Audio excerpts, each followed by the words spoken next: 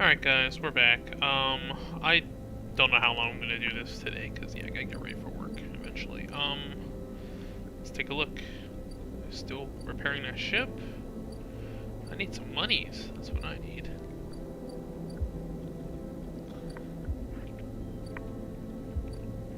Okay, how do we get to the final nest?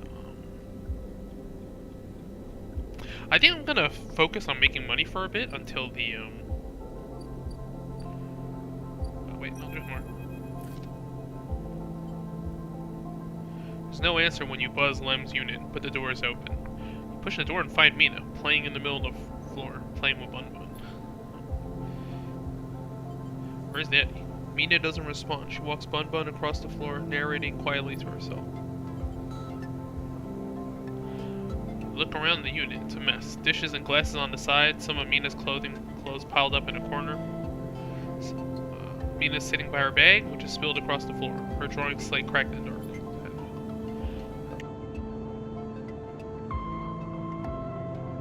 If I pause a bit, I mean, it's probably because I have to sneeze due to allergies. You start with the kitchen units, piling up the dishes in the auto wash and wiping them down. You pile the clothes up next, folding them neatly. Mina watches you quietly as she plays, curious but silent. You've just started to look at fixing her cracked slate when Lem enters. Sleeper, what are you? He pauses and looks from you to Mina and back again. Never mind. He drops the bag by the floor and slumps into the door and slumps into the couch. Are they okay?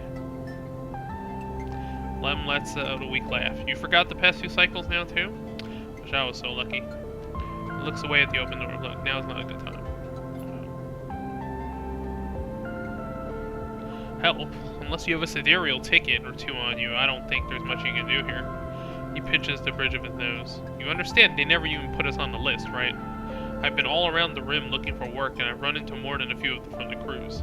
Turns out only long-time Havenage members were issued those Celis ID numbers. They never planned to consider us. Havenage say they didn't know what they were going to use to make the draw. Who knows? Maybe Celis pulled the wool over their eyes. But what does it matter? All those hours in the yards for a hand-to-mouth wage and nothing else. He slams his hand down on the sofa. You're giving up? They're moving the sidereal up the hub now, you know, he says without meeting her eye. That's where it'll depart from. They're bringing in a ship with all their cryo-sleep pioneers and transferring them up there in microgravity before loading the crew. Let's steal a ticket. Okay. Lem laughs. There's no tickets. I was just joking before. Just those ID numbers, coded to someone's identity. No stealing that. He looks over at me and look, we'll be fine. We always have been. I just need a little time. He sighs. We all had our hearts set on that trip is all. Mina comes over and climbs onto his lap. He smiles. What if I got you on board? Lem strokes Mina's hair. Look, you want to go up to the hub and ask around? Be my guest. I can't get up there with Mina down here, and I'm sure the sidereal will bring in a crowd. But be careful. This kind of thing always attracts scammers and thieves. You find any way on board, you take it. You need help to get there? Ask me. But for now, me and Meanie are sticking on the eye. She looks up at him and smiles. Maybe we could find a way.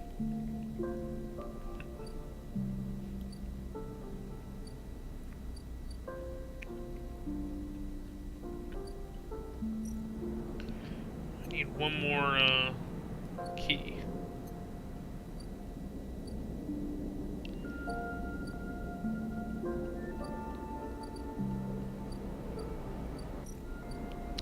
Let's see how long before we get the one more site. God damn it, everything's gonna happen at once. Let's look at this. Well, do you get anything? Oh wow, you can actually get a way on board, but you need money though, so I don't know.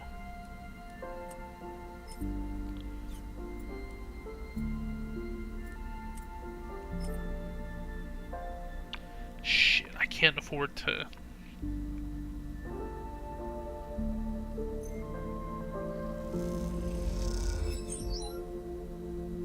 Well, you need 3. I guess it's not that bad.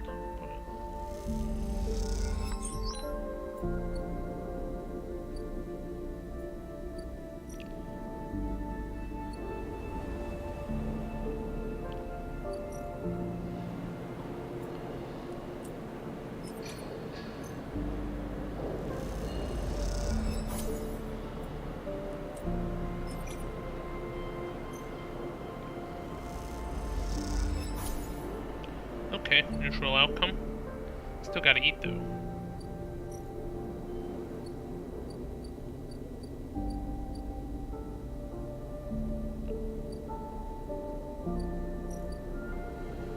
You actually can't pay for money with that food joint.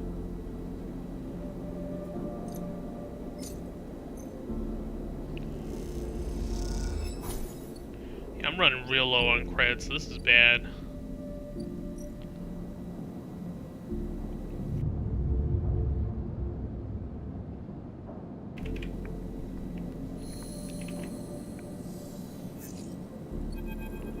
Oh, something here. Sleeper. Moritz has been on your way, waiting for you on your way. How you been? Surviving? Moritz nods. That's a struggle. He glances around. He runs his hand through his hair. I've been meaning to ask you, Sleeper. What's it like? He pauses and is suddenly unsure. I mean, you know, what does it feel like? To be a sleeper? Yeah, he shrugs if you don't mind. It's hard. No doubt. He looks up. I have a lot of sympathy for it. Like having to find a place. Having to survive. Having no future. He looks down. A lot of people around here understand that. Moritz looks away and you notice him for the first time. Not just as Bliss's assistant, but as someone with their own worries, their own struggles, their own life. You feel bad for not noticing earlier. Moritz looks back at you. Anyway, got a message for you. Bliss sent me down. We scored another contract and she needs your help. That's the message. He pauses. Look, I know last time the payment didn't come through, but you did good work. Bliss knows that. Okay. Going back to...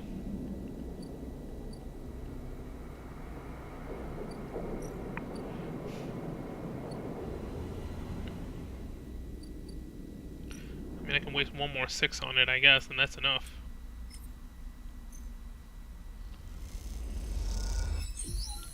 Okay, we got it. Quite the achievement, isn't she? Sandra Celeste must be proud. You turn quickly to see a hood. The figure, hooded and tucked into the shadows, near the viewing platform. Do I know you? Sadly, no, but I know you. Or at least I've seen you passing through the low end. You shouldn't rush through so much. The low end's pleasures tend to reward the wanderer. He looks around, but the platform is clear. We should be quick in our conversation, but I don't wish to unsettle you. I deal in data, and I believe you might have need of some. Castor. Oh, low-end data fence. Castor walks out to stand beside you on the platform. The telltale clunk of magnetic boots accompanies his slow crossing. He notices you looking at them. I don't much like it up here, he explains. I hear there was some trouble at the Havana shipyard when they announced the result of the crew lottery. I was there. I know, he sighs, meeting your eye. Ugly business. Sailors are too used to the way things work in the core. Exploitation is the only logic they know. He gestures out at the sidereal. You know why they built this monstrosity on the eye? Money? That was a part, perhaps, but there are cheaper shipyards. He stares at the pristine yellow hull. Celis built it here, says Castor gravely, because they didn't want anyone to know it exists. He rubs his forehead. And secrecy is something I cannot abide. He turns to face you. There are people being loaded onto that ship as we speak. Sleeping people. Locked in cryosleep like the person you were emulated from. There are hundreds of them. And Celis wants to send them out to a planet at the edge of the settled systems without anyone knowing where it is. But you, Sleeper, can do something about that. You're like me. You deal with data. You can read it right out of the air.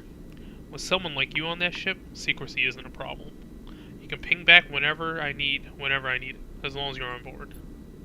With you on the sidereal and some minor modifications, he pauses. You will be my eyes and ears. I'll keep track of Celis' grand project through you. In short, says Castor, stretching, I can get you aboard, Sleeper, but I'm going to need you to help me. Okay. I'm a concerned party. Someone likes to know what's happening when it's happening, not afterwards. Yes, your friend Lem. That can be arranged. It's difficult, but not impossible. The condition is, of course, that you go too. Castor clunks closer to the window, watching the tugs wheeling around the sidereal. It's a simple offer, and the only one that will get you on that ship. Please consider. Turns back, silhouetted against the ship. Oh, but to make it happen, I need your assistance, as I said. There's a Celis Foundation ship docked in a now empty shipyard. I need the data from its servers. This will allow me to produce the IDs necessary for your transit. Castor looks over his glasses at you. Celis aren't stupid, though. Their ship is totally isolated from the station. You'll need to get on board if you want access to their air-walled servers. Once you have the data, meet me at your friend's unit so we can give him the good news. He smiles. I notice his importance to you. And the little one. So cute. You don't extract the data before the Sidereal Horizon leaves the hub? Then I will get the message. We have other options, but you are certainly my preferred one. But be sure when you act, Sleeper. Once you take the data from Celis, you'll set off a series of events that will likely be hard for you to untangle yourself from. Either way, I recommend you stop asking around here. Up here. You're bringing a lot of attention to yourself. Caster glances around, as if to emphasize his point. There are only a handful of cycles until departure, Sleeper. Make your decision. Oh, there's only so much time.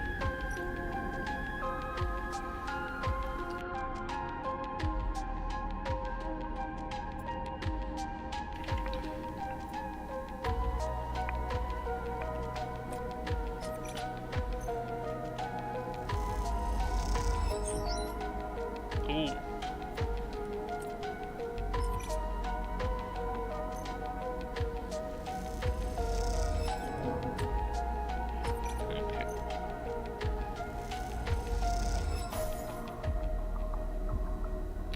Okay. Shit, I'm really running out of time. That's not good.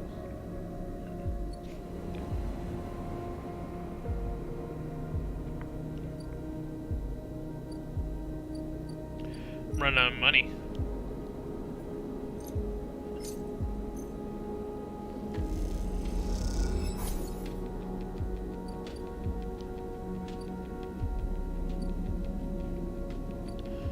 Alright, the ambergris is gonna be fine next time too.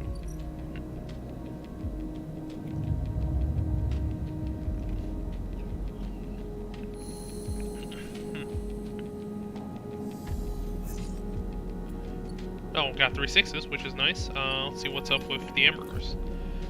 Ankita is crouched at the computing core of the ambergris, swearing to herself when you enter. She doesn't look up. These shits completely ruin the core's connectors when they cut it.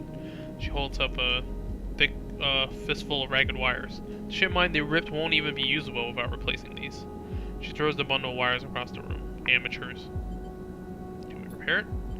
There's nothing to repair. We need an entire ship mined. Not exactly the first thing you can expect to dredge up from a scrap freighter. She sighs. Fragments, maybe? Sections of a mine? But a complete ship mine? No way. And Kia climbs out of the cooling well where the ship mine should be.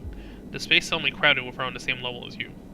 Towering over you as she stoops beneath the low curved ceiling. Come on, nothing to be done here now. She leads you back through the guts of the amber, though you can find a way back yourself. The repair process has left you familiar with the cutter's idiosyncratic layout. All diagonal angles and bundle tubes. What do we do now? Ankita seems lost in thought, and you focus on the corridors, ducking below conduits and passing through bulkheads. Eventually you arrive in the galley, though it's hard to tell. Most of the benches and prep surfaces are covered in half-stripped components and welded hole patches. Ankita shoves a box of filters to the floor and sits. There's no way around it. She starts out of nowhere. We need a ship mined. I can salvage one. I like your confidence, Sleeper. Maybe we check the ore exchange or speak to some scrap dealers? She rubs her forehead. Seems about to do something very stupid. But hey, I came here, didn't I? Why not make a run of it? She stares you with hard stare. Sleeper, you're all I've got. No crew, no friends, you're it. She looks uncomfortable. I appreciate the time you put in on Amber, and I'm sure she would too if she could. What I'm saying is, if you screw me on this, I will kill you. She leans over and hands you a stack of chits. A big stack of chits. You don't dare count them. Get me that ship mine, Sleeper. Don't make me regret this. How much did she give you? Oh, that's quite a lot. I mean, not enough, though. I mean, that's not enough is the problem. Guess we can...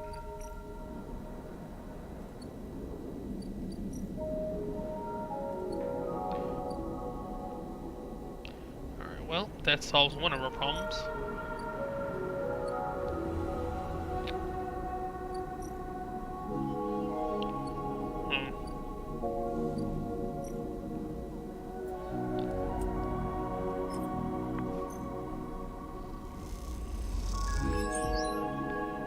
Okay, we're almost there. Oh,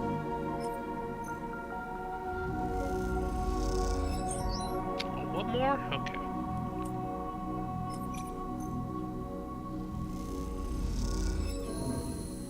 Alright, we did it. You and Bliss are floating in the bay's airlock waiting for it to cycle. You pick up a few leaves from your clothes as they wait. They float around the chamber as if carried by a lazy wind. Clean work. Bliss bows a little. Well, thank you, Sleeper. You didn't do so bad yourself. She checks her tool belt. Seems like we're getting into a good rhythm. The now familiar sequence of clunks and rattles sound out, and then the door hisses open. The moment it does, you know something has once again gone wrong. What's all this? Bliss asks a confused-looking Moritz. Beside him are a set of crates, anchored to the bay door. He's clearly just brought them in through the bay's freight lock. Moritz looks nervously between the two of you, before answering. It's payment. He runs a hand along the crate. The Sycamore Seed crew just brought him over, he stops. But seeing the look on Bliss's face, adds, they were very thankful. I bet they were, she clenches her fist. What the hell is inside? Moritz leans over and struggles with the catches on each side of the top crate. As he does, Bliss turns to you. Don't say it, Bliss stares into space. Don't you dare say it. You know, she looks back at you. This isn't my fault. Moritz finally gets the catch free and the lid floats off, drifting up into the bay. As it does, a small brown lump floats up with it. Moritz reaches out and catches it as it passes him. Is that a mushroom? Bliss finishes. A damn mushroom. They paid us in mushrooms? Not just mushrooms. He holds out a clump of tightly packed leaves. Produce. Bliss starts laughing. Goddamn Haifa commune. Should have known they didn't have a chit to rub between them. She knocks down a small brown mushroom across the... Hey, I can use those mushrooms. Stop, Bliss. Moritz grabs her hand. These are good. Fresh. We can sell them. To who, Moritz? Are we running a grocer's now? We need cryo, otherwise this whole bay will be shut down. We can't pay for parts with leafy greens. She waggles them in Moritz's face. Moritz is right. Bliss raises an eyebrow. Fine, maybe Moritz is right, but what do we do between now and market day?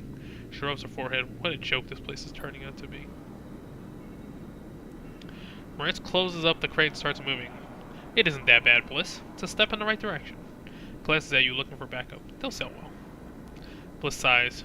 Look, looks like I went into a business with a couple of wannabe farmers. She laughs. Prove me wrong then. Show me this is a windfall.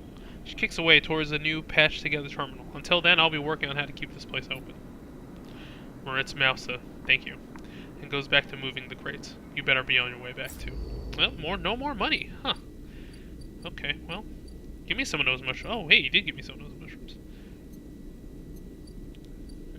Oh, we can sell, Wait, there is the dealer.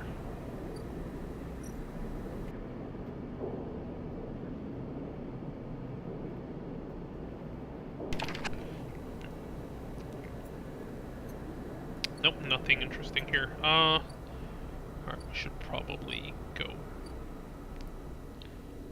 Okay, what can we do?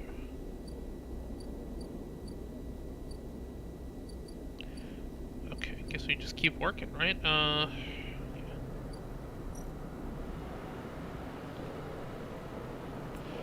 Okay, I shouldn't bother with that. That's a safe one. We can find a risky way to make money. 19. Well, this is guaranteed, right? So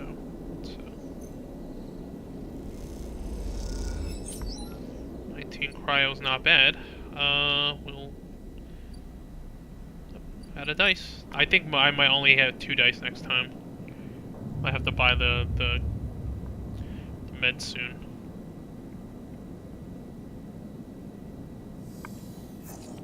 Oof. Okay, still on 3 dice, but it's looking bad.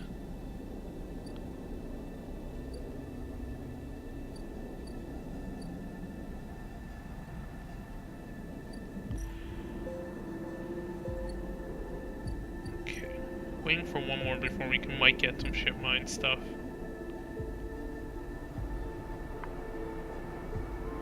So we gotta do fix the ambergris, get Sabine out.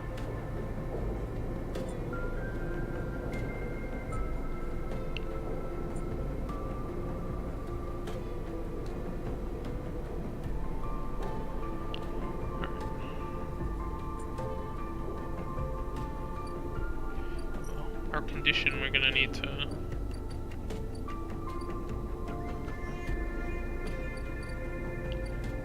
eat.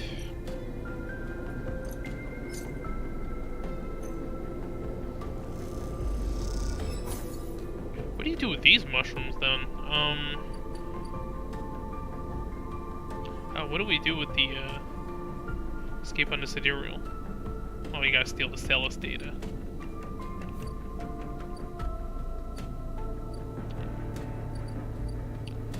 Celis is all the way back here, right?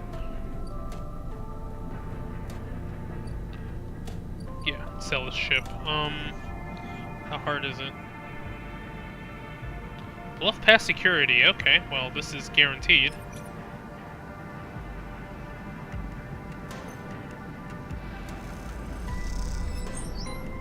Oh, halfway there already.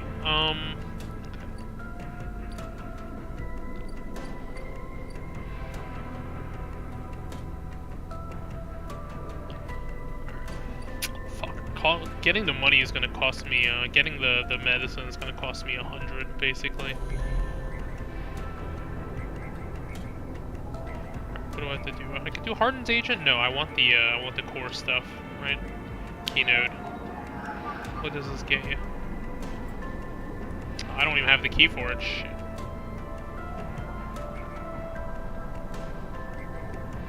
What does Havenage Agent give you again? I think this gives you the key, right? Oh no, they just give you Havenage data. You don't want that. We need the Keynode. Shit, that's a problem.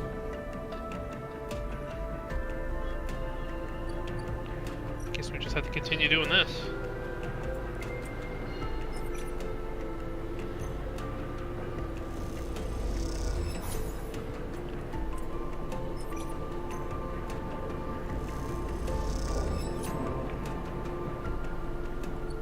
Okay, got a decent amount of cryo.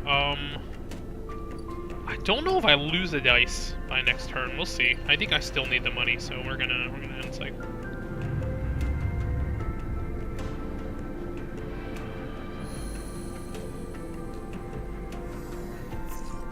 Shit, yeah, these dice were not good.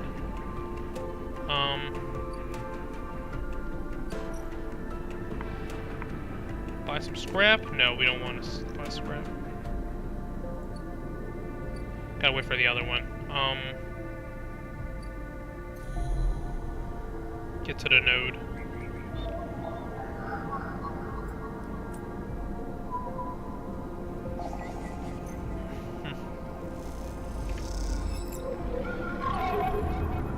Well, here I go again. Oh, he knows about that. Your ally in the sealed lock cannot save you. They know about that. Interesting. In that globed head, you see whirling strings of data, so many spinning there that they threaten to tear through the thin skin and whip out into the void around. What happened to this creature? Oh. Oh wow. Okay, yeah, we really need that medicine now. Well, we got the data at least. We can.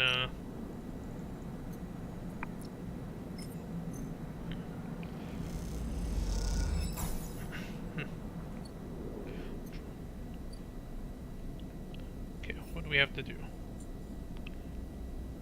Oh. To go back into the nest. There we go. We got it. What happens? As you leave the nest, something flips. You find yourself inverted, floating, dragged by one arm through the cloud. The threads shift and realign as if they're looking somewhere. They're leading you somewhere. Look ahead. You look up and see the corridor, a canyon, a street in the low end. On either side, buildings flicker with markers of activity. Sigils showing network access, data transfer, download, upload. Between them dance ghosts, protocols carrying or mirroring or shadowing data. Sometimes silent, sometimes chaotic. This place moves unlike any digital space you ever imagined. Something strange is happening here. You look down, expecting to see the heavy cylinder of the ship mind in your hand. But in its place is an orrery. A sphere so bright it burns your eyes. It's surrounded by rings and orbits, other spheres tracing silken lines through space. And as you look closer, still, you pick out 1,000 sigils of 1,000 stations and ships, flowing like smoke, like dust. Then you see it. Below the stacked rooms, the units and apartments, the wires and the pipes, and the buzzing systems that run through it all. In the warrens, beneath the low end, is the hunter's core nest. This is where you must go. What the hell do you have to do?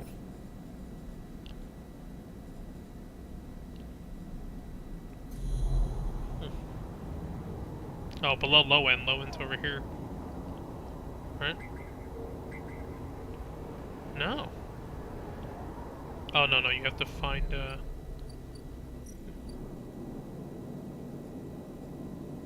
Oh, you have to still do things to... Oh, damn it. I don't want... problem, I need money. I can't afford to.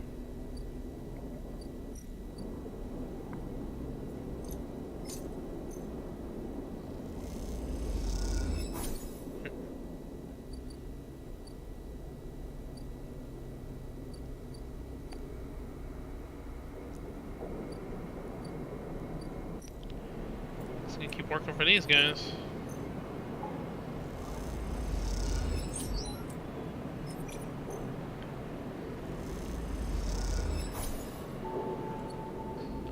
Alright, you get a decent amount of cryo. I have 150. That's good. We can... Some stabilizer here.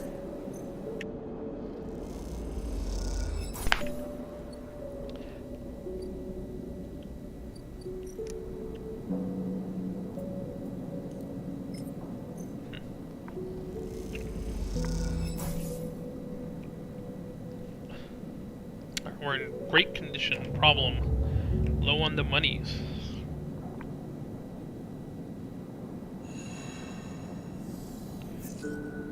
That's a lot of dice. You miss me? Ethan smiles a ragged smile at you. No?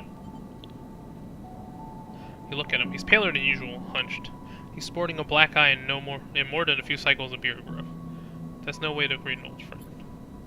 Well, he pauses. Colleague? He smiles weakly. This is big. Really big stuff about you. It seems more jittery than usual, on edge. Remember how S and ARP canceled the contract on you? The contract I was going to collect? I remember. Well, I'm guessing you were pretty happy about that shit. Overjoyed. Me? I lost everything. But let's not worry about that. He smiles sarcastically. And so, what did you think? That was it? I was just glad to be done with you. Oh, the feeling was mutual, except... Ethan leaves a dramatic pause. What if old SNR gave the bounty to someone else? Someone who's even more of a shithead than yours truly. He smiles darkly. What a disaster that would be. Who? Ethan grins. That's the question, isn't it? Ethan fishes around in his pocket for a slip of paper. I've been speaking to some friends, you see, some colleagues, about what went down. And it turns out S and ARP canceled all their bounty contracts. The whole lot. Seems they brought someone in-house. Some guy who did such a good job on their last contract, they got offered a job. He leans in. Apparently, he made a hit on this ship called the Winter Wonderland, or something. It was smuggling sleepers out from under S&R's big corporate nose. He killed the crew and blew the ship. Ethan whistles. They called him Hemwick or Maywick or something. He gives up looking for the paper. I forget. Why are you telling me this? Because I'm your friend, Ethan says, looking you in the eye, and friends help each other out. Ethan runs his hand through his greasy hair. Given this new information I brought to light, it seems like you're in need of protection. Wait for the pitch. I, meanwhile, am in need of assistance in kind. Turns out I upset some people at the compressor the last time we were there. The owners. And they say they will space me unless I work off the debt. Seems they're that kind of businessman. He grimaces. I would pay them, but... He shrugs and turns his jacket pockets inside out in a mime of poverty. He looks pitiful, even more so for his clownish acting. Then work it off. You should be glad, the anger rising in him now, that I came here and told you this. You think anyone is looking out for you? You're a contract, a name on a list. Kicks the wall. Ethan rubs his temples. I'm sorry, he says. I'm sorry for being a shit and trying to kill you and whacking that thick skull of yours, he sighs. You think I want to go up against this guy? But us. He jabs a finger between the two of you. We don't have a choice. So you keep me from getting killed, and I'll do the same for you. We can help each other out. A straight 50-50 deal. He looks at you. I'm not asking for a favor. Fine. Ethan smiles. He looks like shit warmed up. He pauses. Just think about Maywick. Think about that cold-eyed S and ARP shit on his way here from the core systems. He smiles. That should give you the motivation you need. Ethan swaggers off down the corridor, throwing his jacket over his shoulder. Can't wait to be working with you, he shouts. Oh, great. That's not amazing.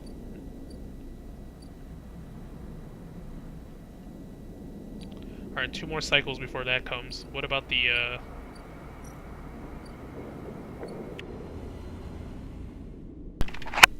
have a couple of guaranteed successes. I should work with that.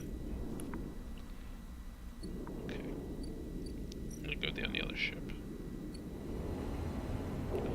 I'm guessing that's one of the endings. Maybe,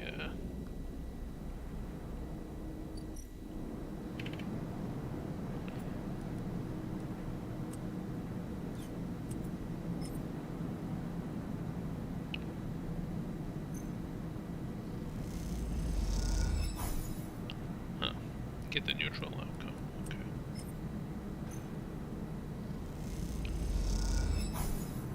Ah, god damn it. Alright, well. Should I wait? I don't know if I want to waste the guarantees on this. I might have to just play the, I might just need the money, frankly. Yeah, I think we're just gonna play the exchange. This stuff's guaranteed, so...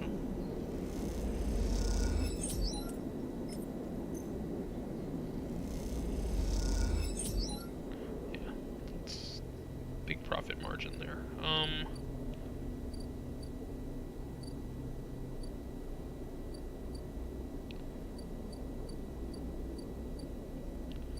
Where's the, no. Oh, there's only one critical, so I guess I shouldn't waste it on this. Okay. Well, the hunter, it's gonna be a while before we see him again, so I guess I'll do one more yet again. See what Sabine's thing's all about.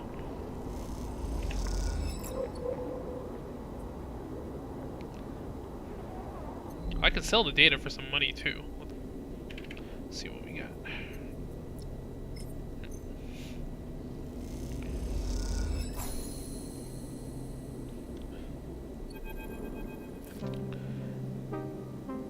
As you turn away from the terminal, the final cache of yet again data uploaded. The air crackles with white noise. Sleeper? Sabine's voice, weaker than before, comes through the haze. Sabine? A sigh of relief comes through the layers of noise. The call must be coming in from somewhere on the station. This has to be short. I don't know if Yadigan are monitoring me. Your voice is hushed, distant. You try to focus on it. The data you've been bringing in from Yadigan agents. There's something in it I don't understand. A shrill howl rattles through the signal. This data is all gleaned from their implants. Records of integration with their nervous systems, performance analysis, error rates, usage data. I installed many of these implants, and I didn't enable any of this functionality. Their voice dips under the level of the noise, like a swimmer slipping beneath the water. You listen to the waves for a few more seconds before Sabine reemerges. It has to be somehow baked into their wetware's interface. And that's not all. The systems compiling this data are connected to some kind of transmission protocol. It's being broadcast. Every Yadigan is equipped with black market implants. Retinal enhancements, adrenaline boosters, pain suppressors. These implants are gathering data on themselves, on the enforcers' bodies, on their performance. Why? I can't tell. Are they making their own sleepers? Maybe? But I can promise you these foot soldiers have no idea what this is going on. The background tone switches, dropping to a grainy rumble. If they knew, I don't imagine they would be happy with the situation. Yadigan could have a mutiny on their hands. You lean towards the terminal, straining to listen to Sabine's faint voice. I need a few cycles to pull all this together, but this might be the information I need to pressure Yannick into releasing my debt. Yannick? He's one of the heads of Yadigan. They pause. It's better you don't know him. Keep it that way. Suddenly, a banging echoes through the call. Sabine's voice suddenly whispered, panicked. I have to go. Come back in 4 cycles. Okay, there we go. You step back from the terminal. What does Yadigan have to gain from monitoring its own members? You try to recall what you know about the gang, but you have little to go on. You think of Toshiro, Sabine's minder. His mirrored teardrop implant set below hard eyes. What data could they be gathering? And more importantly, where are they sending it? You reflexively rub your forehead, trying to think. Can you really trust Sabine? How did they come to be Yadigan's doctor in the first place? You think of their kindness, their care, but also that glazed look of recognition that they gave you when they first met you. That look stays in your mind as you slip back out of the apartment, glancing around as you close it up and drift into the corridors of the station, unable to shake the unpleasant sensation of being observed. That didn't help. Okay.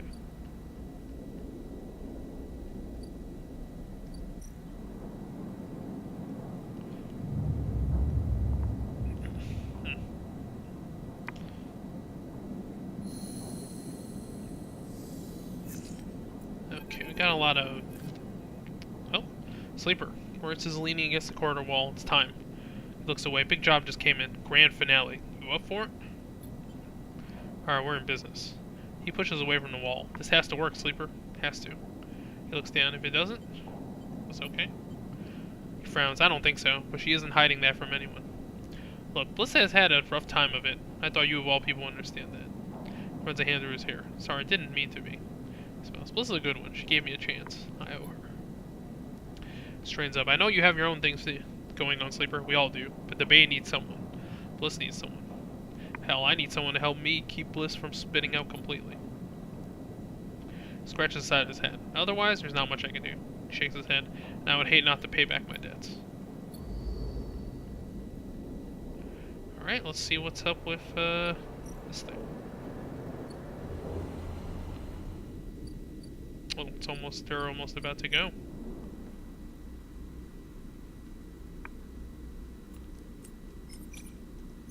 Positive. Let's go. Oh, this project is huge. Jesus. Okay. This is gonna need a lot of your stuff. I don't know if I can afford to. Hold on.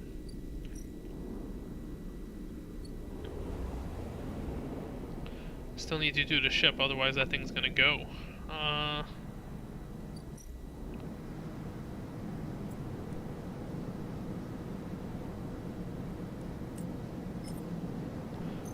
50-50, come on. Oh, shit. 50-50. Oh no, one more, it's lockdown time. Okay, better not risk it.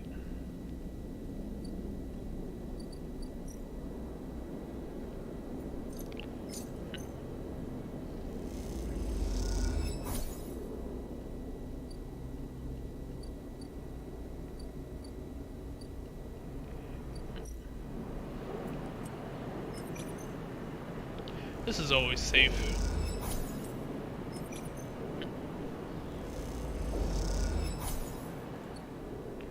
Okay.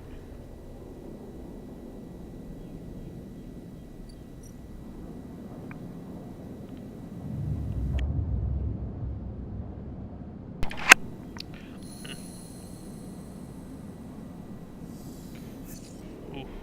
Okay.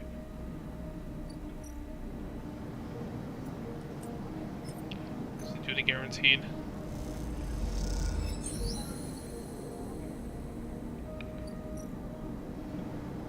Oh, you have to extract data too now? Shit. Oh, okay.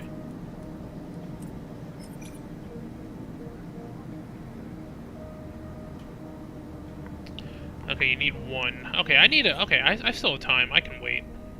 I think right now it's more important I do the other thing.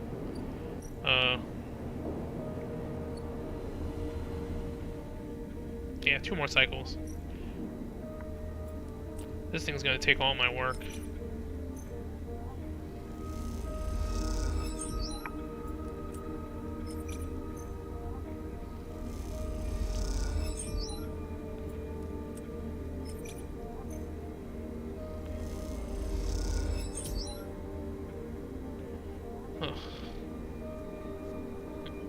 Oh, this one does more. Shit, I should have been using this. Yeah, the engineer one actually gives you less. That's a problem. Okay.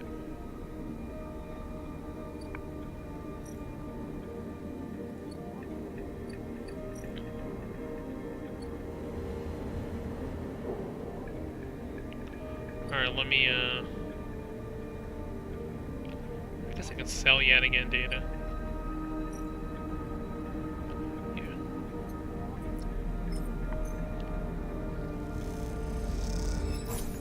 10 cryo, it's not much, but I mean I can hack them some more and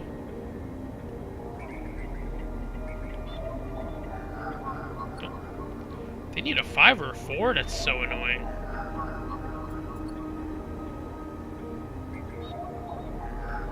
Yeah, they need high numbers.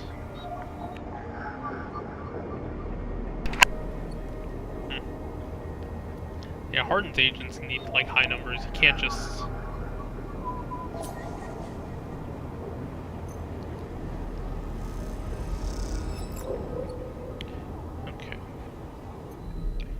selling that data. We can maybe,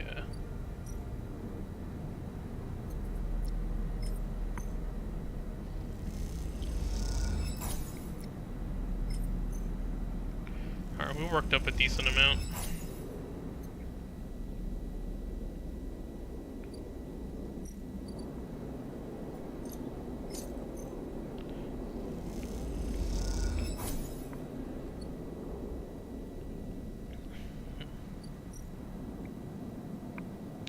We're running real short on some of the deadlines here. I need 1.6 at least.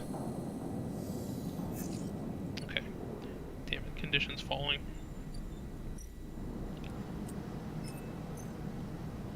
Oh wait, no. Ah, man.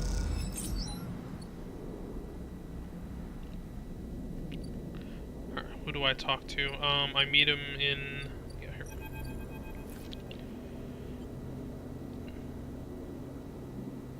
When you arrive at Lem and Mina's unit, Castor is already waiting outside, leaning beside the door. Forgive me, Sleeper, but Cells was already buzzing when news of the breach. I was expecting you. Will this work? Don't worry, the breach cannot be traced to the specific IDs I am about to create.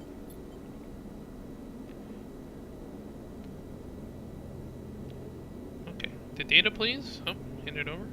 You hand over a drive with data, and Castor fishes around for a converter cable to hook it up.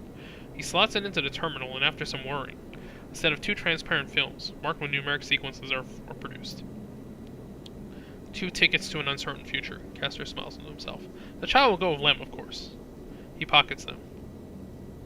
These are yours, but first, he holds out a white cube. Your side of the deal. What is it? Something to help us make use of you. He passes you a square, and you rest it in your palm. A small, white, perfect cube. Suddenly, you feel a sharp pain and flinch. The cube jumps away from your hand and rattles along the walkway. You look at Castor apologetically. Castor smiles. Not to worry, it has done its job. Now it's time for you to do yours. You look down and see a tiny pinprick in the center of your palm. Nothing sinister. Castor puts the terminal away. This way you can keep tracking you in the sidereal horizon. You did, Sleeper. Castor adjusts his glasses. You have to understand I could have done this without you knowing. This way, everything's on the table, so to speak. Castor hands you the transparent films, and you see shimmering portraits of you and Lem flickering beneath the surface. Go. Give him the good news. He reaches across and buzzes the unit. Okay, I guess you give him a... I have some news. Oh, we're leaving. How the hell do you swing this? I made a deal.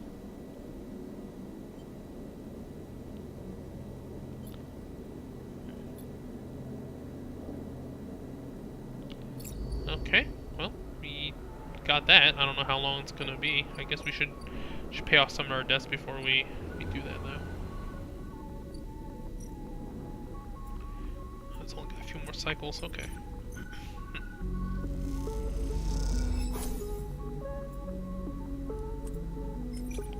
Get some free cryo. Halfway there already.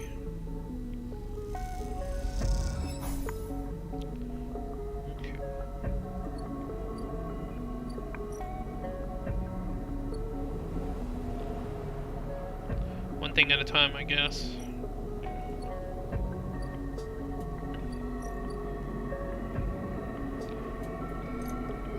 Hopefully this job actually pays. 'Cause, yeah, I'm about to run out of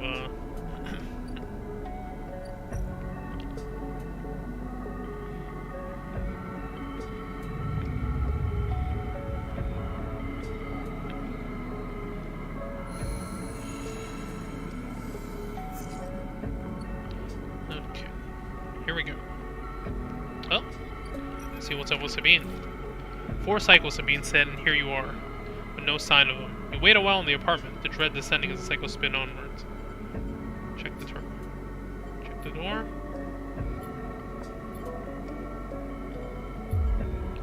Oh, a figure stands in the door. Immediately you know it's not Sabine. They're taller, sharper, and something in their face glints in the half-light. A dark shape, like a stubby baton, hangs loosely from her head. Our local Sleeper. Good to finally meet you. She steps into the apartment, glancing around with sharp eyes. What, may I ask, are you doing here? She fixes you with a steady, unwavering glare. Wait for a friend. Of course, a mutual friend of ours, the good doctor. She walks past you into the apartment, glancing around. We set them up here, you know. This place is one of ours. She picks up a glass from the dispenser and inspects it. People always seem to forget who put them where they are. She glances at you, and I suppose you're here to help? Something like that. Good, good. She puts the glass down and turns to face you. I love to meet helpers. We need so many, but can find so few with the right skills. She spins a baton in her fingers by her side, her eyes not leaving yours. We have a problem, you and I. It seems our friend has disappeared. Left without even saying goodbye. Which means they're in a little trouble right now. But it's the kind of trouble you need help for, so I thought I'd come down here and take a look at their little hidey hole, and here you are. The help. She looks through the detritus to the side. And what help? Sleeper, no less. Which means I have to admit it's a little surprising. It suggests to me that our friend hasn't been very honest with you either.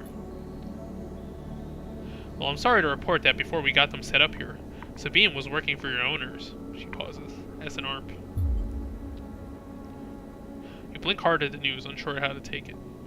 Rabia looks away, waiting for a response. Happily. She crosses into the next room and you follow silently. She sits at the terminal and touches her baton to one of the access ports. A spark. Then the terminal screen skips, encrypted folders emptying themselves before your eyes. In the flicker of files, you see SNARP letterheads and code forms. Reports laden with medical data, marked with some corporate logo, like a sigil of some cult. Rabia steps away from the terminal. Look all you want. Some of your files may even be in there. The volume of documents is overwhelming, but they seem to be mostly reports on early emulation tests, surveys with sleeper candidates, reams and reams of usage data. If Sabine was an SNARP employee, why did they help you? Rabia reaches over and places a vial of stabilizer on the desk, breaking her concentration. It shimmers in the screen light. It's viscous, clear liquid, crystalline within the glass. We will, of course, keep up the supply. We are more than able to dispense important medicines even without the doctor. You hold it between your fingers, and for a tiny moment you have the urge to crush this object, for the power it has over you.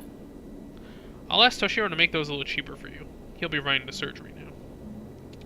Rabia closes up the briefcase lab and holds it at her side. We have to retrieve our assets, of course, but I'm sure you understand. Rabia turns on her way out. There's no reason for us to be enemies, Sleeper. Come see me. I keep an office nearby. We have good work to do, you and I. Meet me there in a few cycles. She slips out silently into the corridor. You look around the apartment and feel the fear drain out of your body to reveal the tiredness beneath. Oh, hey. We get an upgrade. I guess we should upgrade everything, right? No, I think I want this one. Oh yeah, here we go. I need one more upgrade point for that. Grand finale time. Let's go.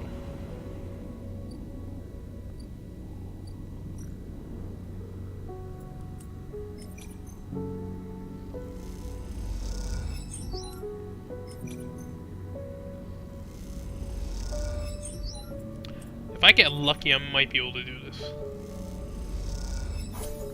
Yeah, I think one more should do it, right? 50-50. Yeah, we got it. Okay. The atmosphere in the airlock is euphoric. You and Bliss keep grinning at each other like idiots. Exhausted, blinded, sore, and aching idiots. Sleeper, that was incredible. She punches you on the arm. I never thought we were going to make it. Those idiots tangled the whole thing up like nothing I've ever seen. Make a good team. As the lock's inner door clunks open, Moritz gives a rare whoop. He looks exhausted too, and for a good reason. Moritz has been the one ferrying tools and parts back and forth from the ship. His tired smile tells you he's glad it's done. Sleeper? Bliss? Shakes his head. Impressive? Impressive. When I saw that ship come in, I thought there was no way. Why, thank you, Moritz. She winks for believing in us. Moritz rolls his eyes. You know what I mean. Take the compliment. Shoulder some of the gear that came in with you and Bliss and heads back to the racks to stow it. Bliss turns to you. I think you should be the one to do the honors. She nods to the ragged-looking console that Moritz has assembled. I don't want to jinx it. She smiles, but you can see she's genuinely nervous. Check the console. You glide over to the console and check the screen. It takes a second to see what you are doing through the flickering cracked display. But after a moment, you see the accounts. And there it is, almost 1,000 cryo. Sat in the base transfer account. Well, Bliss calls. Have we been screwed again? We did. Bliss kicks off from the floor and spins into the bay, shouting as she does. The noise takes Moritz by surprise, and he knocks a rack of parts, scattering handfuls of metal fixing across the bay. The sight is something. Glinting steel catching the work lights like glitter. Sorry, says Bliss, grinning when she comes back down. I needed that. She kicks off and joins you at the terminal. Moritz even managed to sell that produce. We made a tidy profit eventually. She laughs. Here. She loads a stack of blank chits into the terminal and transfers a chunk of the cryo to them. This is your cut. Bliss hands you the chits. Thank you for believing in this place. She looks away and smiles, even when I couldn't. When you first met me, I was on the verge of giving up. All it would have taken was one more push. But now this place is sparking again. Work is coming in, there are funds in the account. Even Moritz has a spring this step. We both look over at him, happily racking up tools. That's because of you. She punches you on the arm. He likes you. What's his deal? What, why is he always so quiet? She frowns. I'm not so sure. He doesn't much like to talk about himself, that one. She leans in closer. You know he came here looking to rob the place? I gave him a job instead. She laughs. I'll tell him I told you that. I just thought it might help you understand the kid. Moritz turns to look at you, and both you and Bliss awkwardly wave. Maybe it's time to change subject. Gonna be okay? Me? Always. She looks away. From here on out, it's gonna be a little easier.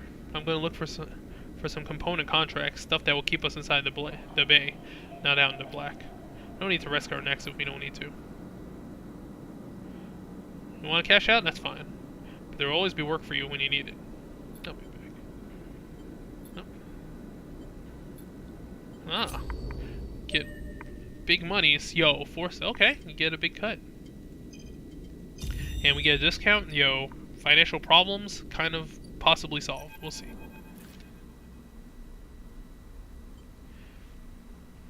There's a crowd, but you spot Lemon immediately as you enter the dock. They're waiting at the Cornone, where cell security are checking the crew in to board the ship. Those that manage to get up to the hub are crowded near the entrance, but even they know their chance of getting on board is long gone.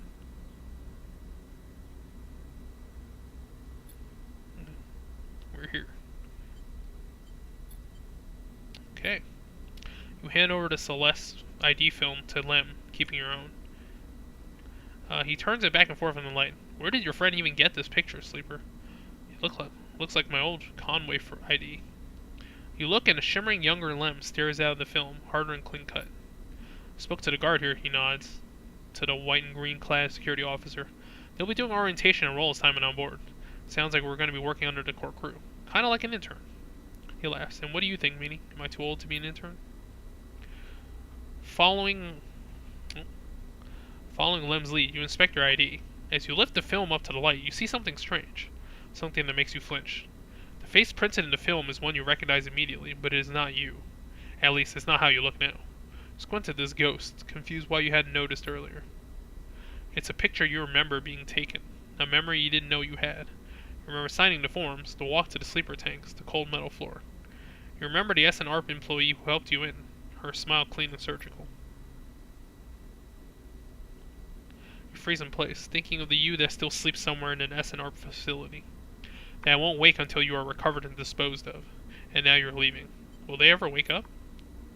Sleeper. Lem interrupts your thoughts. Those guys want us to board. Okay.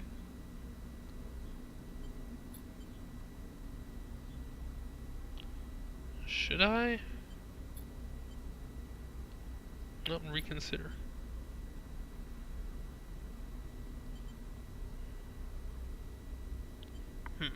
Oh, is this the ending choice? Screw it. I guess we're going. Okay.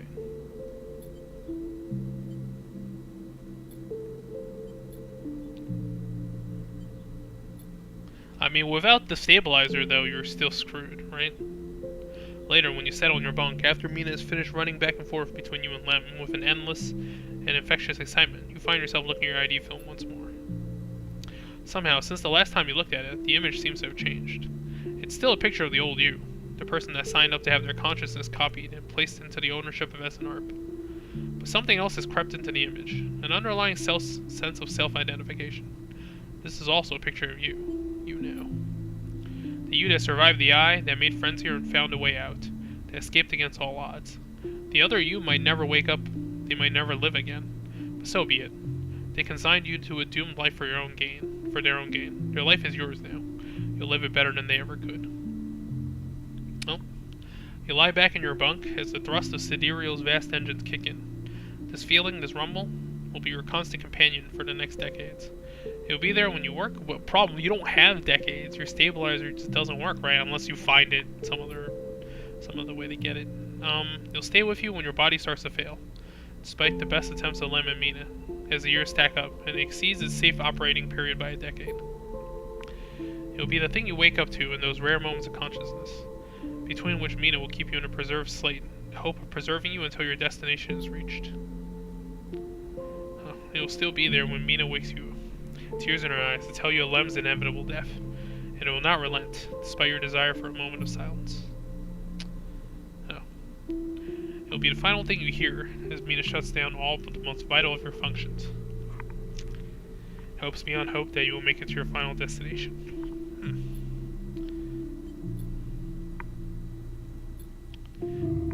Doom, that's your ending? Shit.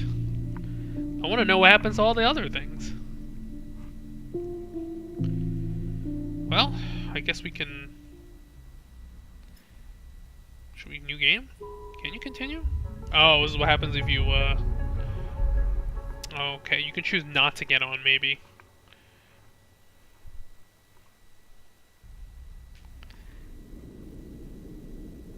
Okay.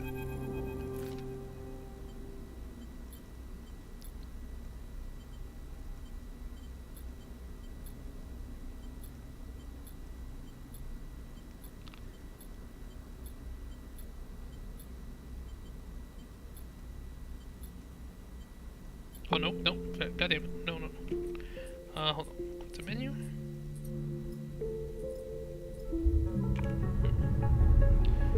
Yeah, I want to see how many endings you can even get before the...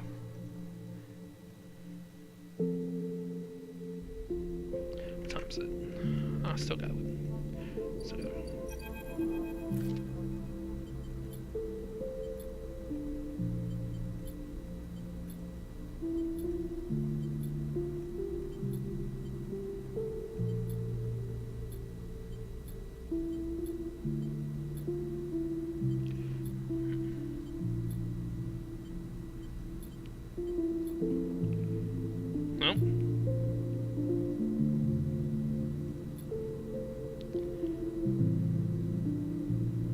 As you watch, okay, so yeah, you just stay behind. As you watch Mina, you think about your future, about the future you might choose. You know, for one thing for certain, that future is on the eye.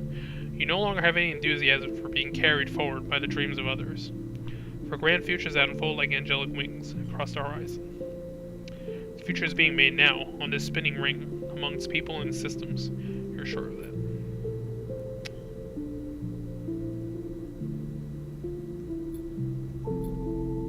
Okay. What the hell's the other guy gonna do to you? Now that you foiled his plans. Oh, that's an ending too! Interesting. Or is it not?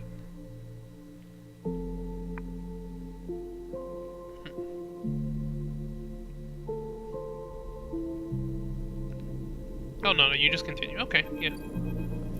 You screwed this guy. Aren't you angry?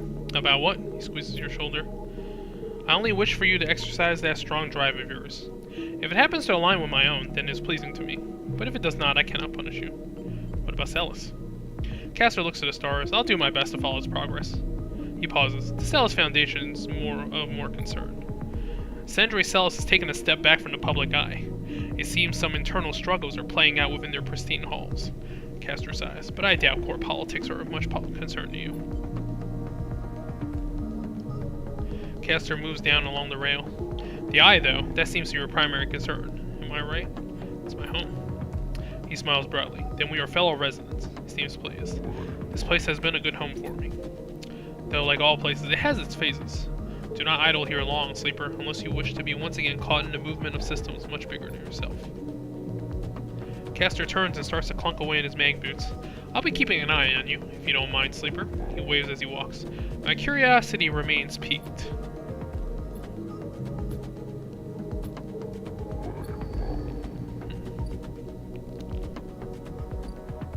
Okay, we can still do work. Okay, so it's just like an employment thing now. Oh, it pays a lot better too. Okay, well, I don't want to jinx it, but I think our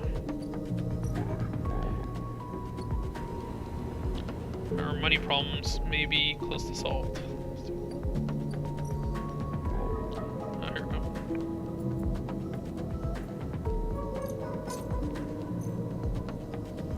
Oh, so, oh, what did I do there? Oh, I have to,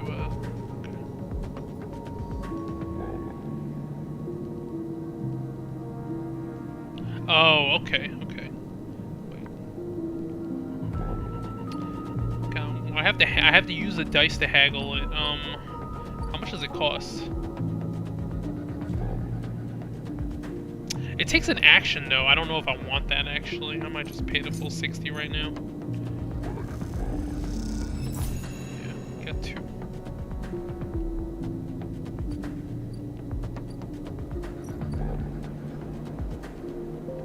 Oh, stabilizer's cheaper.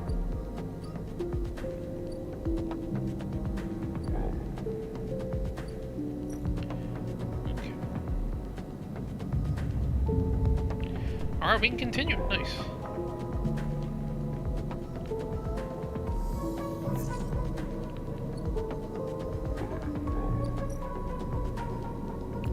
Can this even... does this work? Oh, action unavailable. But you can still do it.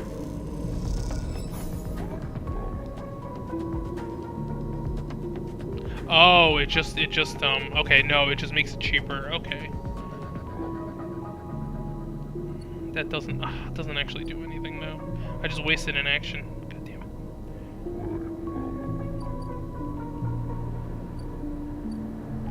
Okay, what do we do now? I guess we check out the warrants. Let me check out low end.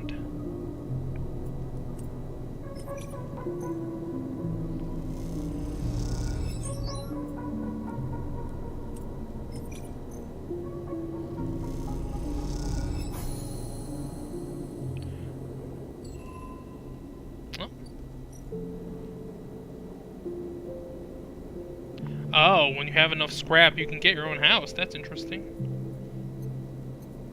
Don't have any scrap, though. That's cool.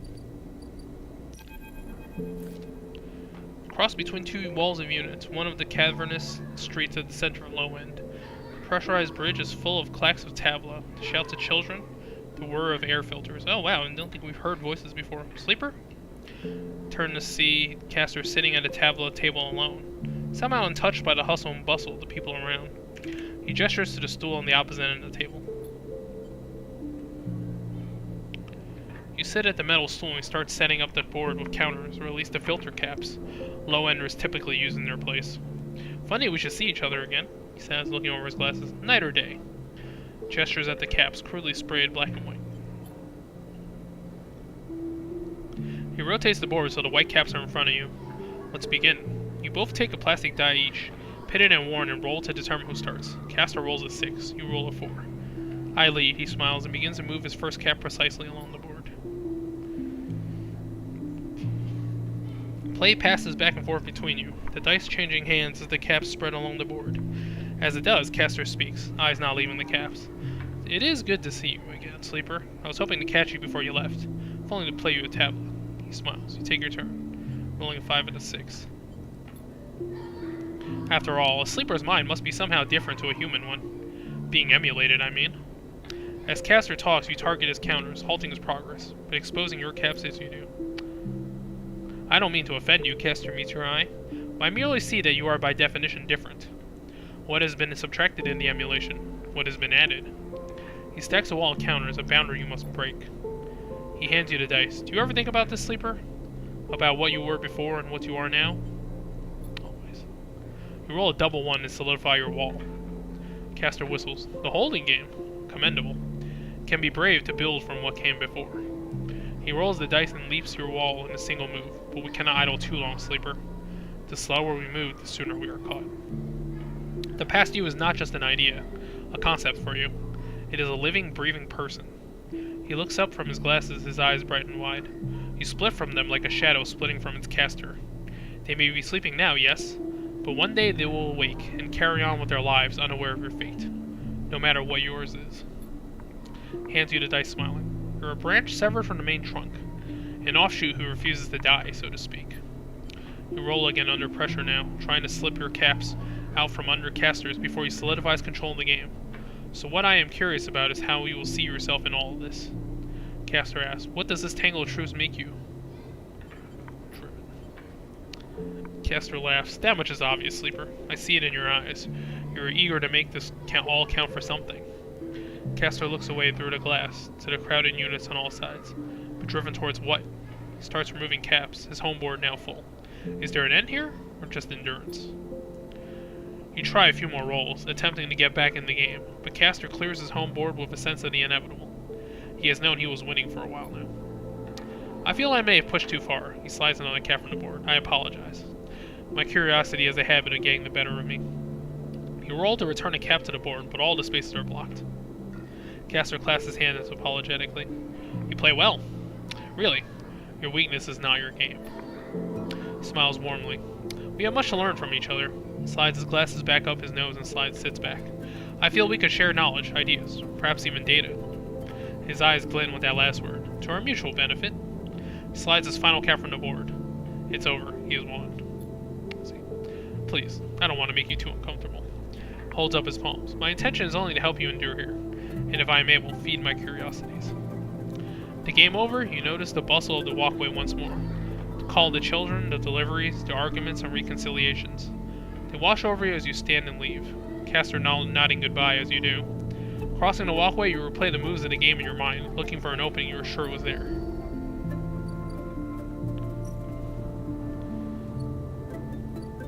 Okay, I have another one. What do I do with this one?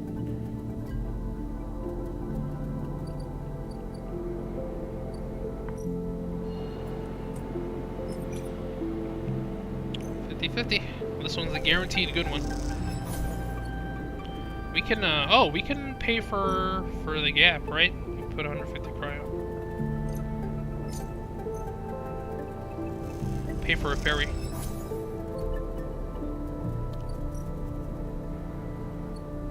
Cross the Greenway. Walk the Greenway. Oh, you just explore.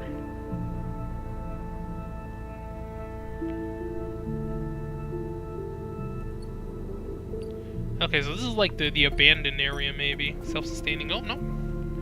Work the grow beds. What do you get? No, you can become a member of the Haifa.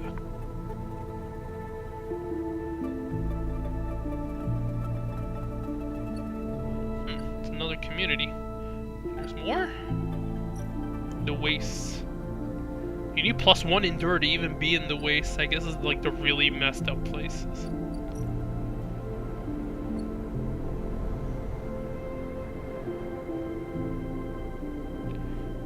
And then I guess we'll call it here, right? We finished. We got one of the endings. We'll,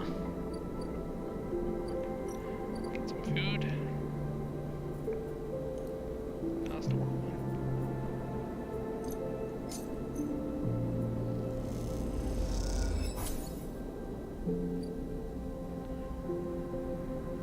Let's do a new day and see if there's anything, see if anything happens. Still have some time, actually. You know, maybe we'll keep going a bit. Give me a second. I'll be right back.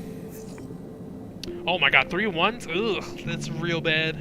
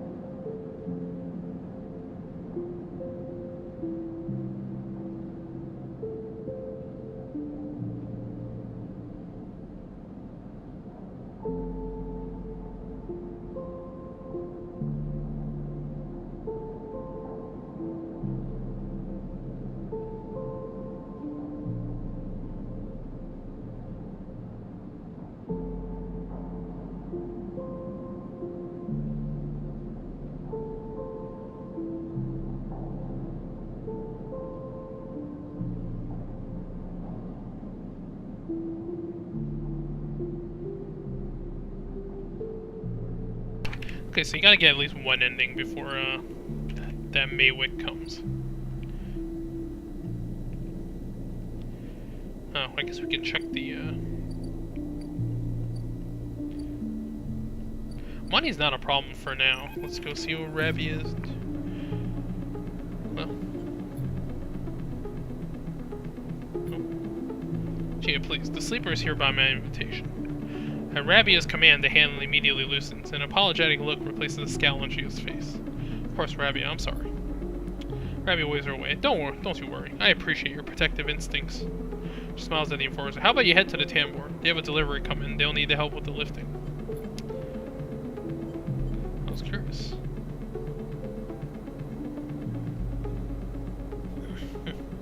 Curious is good. She smiles a tight smile. You have to understand, finding you there in Sabine's unit, I wasn't sure where we stood. There are more than a few people on the station who would rather I was dead.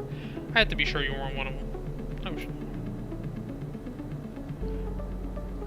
I'm glad. Rabia begins walking and gestures for you to walk with her. She takes you down a staircase into the bustling walkways at the low end.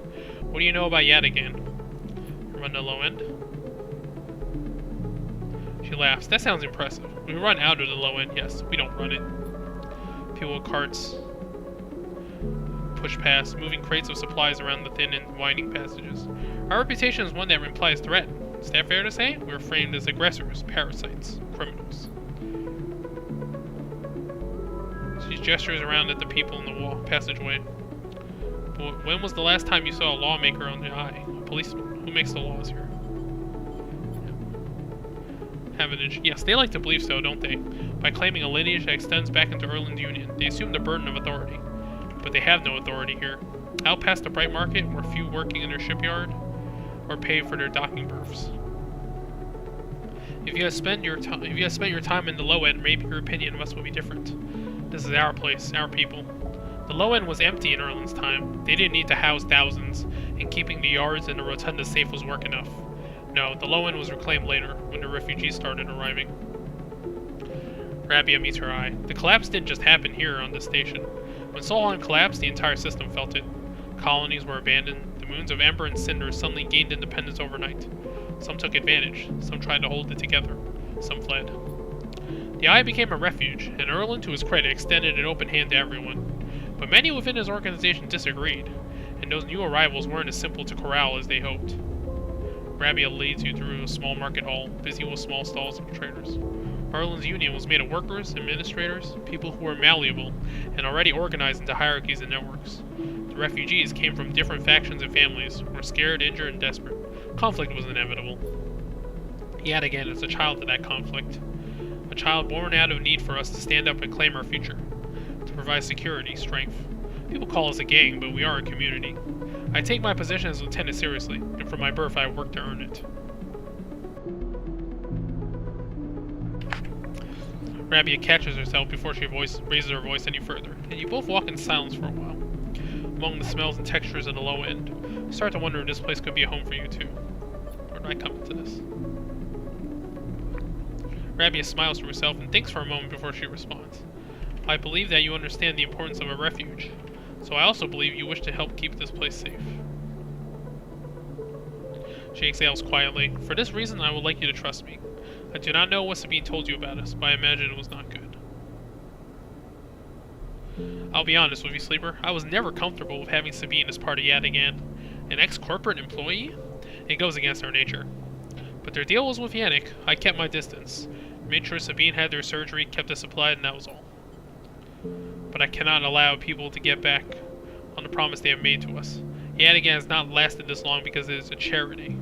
We offer and ask for support. Any betrayal will be treated as an attack. Who's Yannick? Yannick is one of the heads of Yadigan. They guide us. He's the newest to be elected. He's an elder. Sabine founds. Please, I don't want to hear their accusations. They only wanted to escape their death. They would have said anything. But where are they now to stand behind their claims? I'll find them. As will we.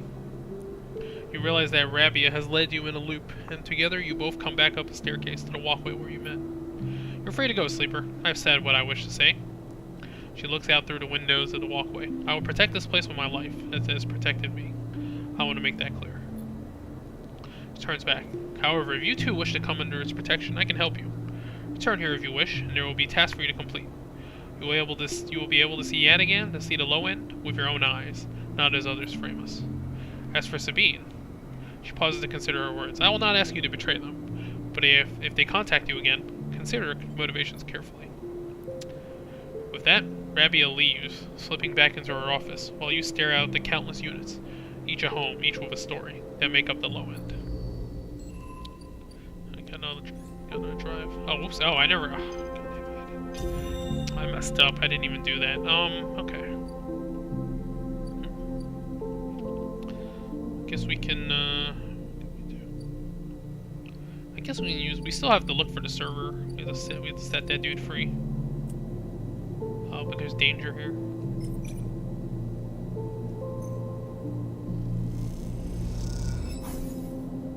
Oh, crap. That was the neutral outcome? Shit. Well, I mean, energy wasn't that bad. Well, get a 20% discount, too. Oh, I didn't even input it before we bought the ship mines. We should have done that. Shit. Okay. I guess we can be part of this community here.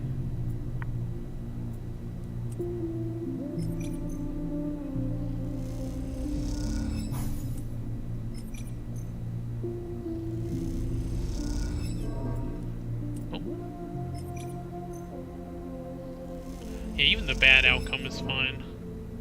Yeah, it's okay.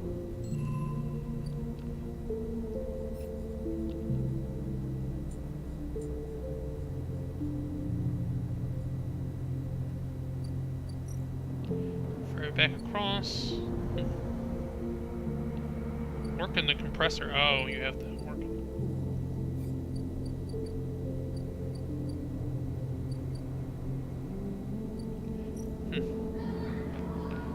Oh, input 5 yet again data.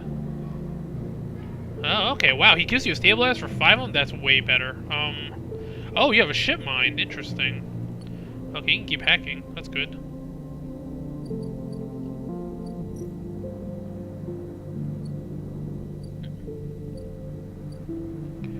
Okay, so you have to work in the compressor to help Ethan out, I guess.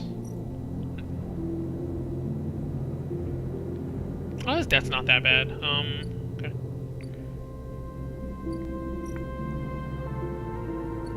Alright, let's see if we can do the robots thing, too, before we call it here.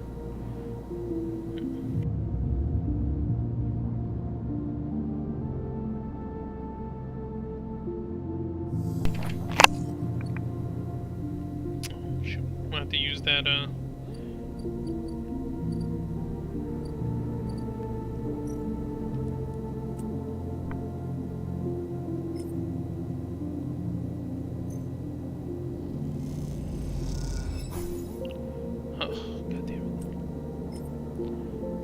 neutral outcome.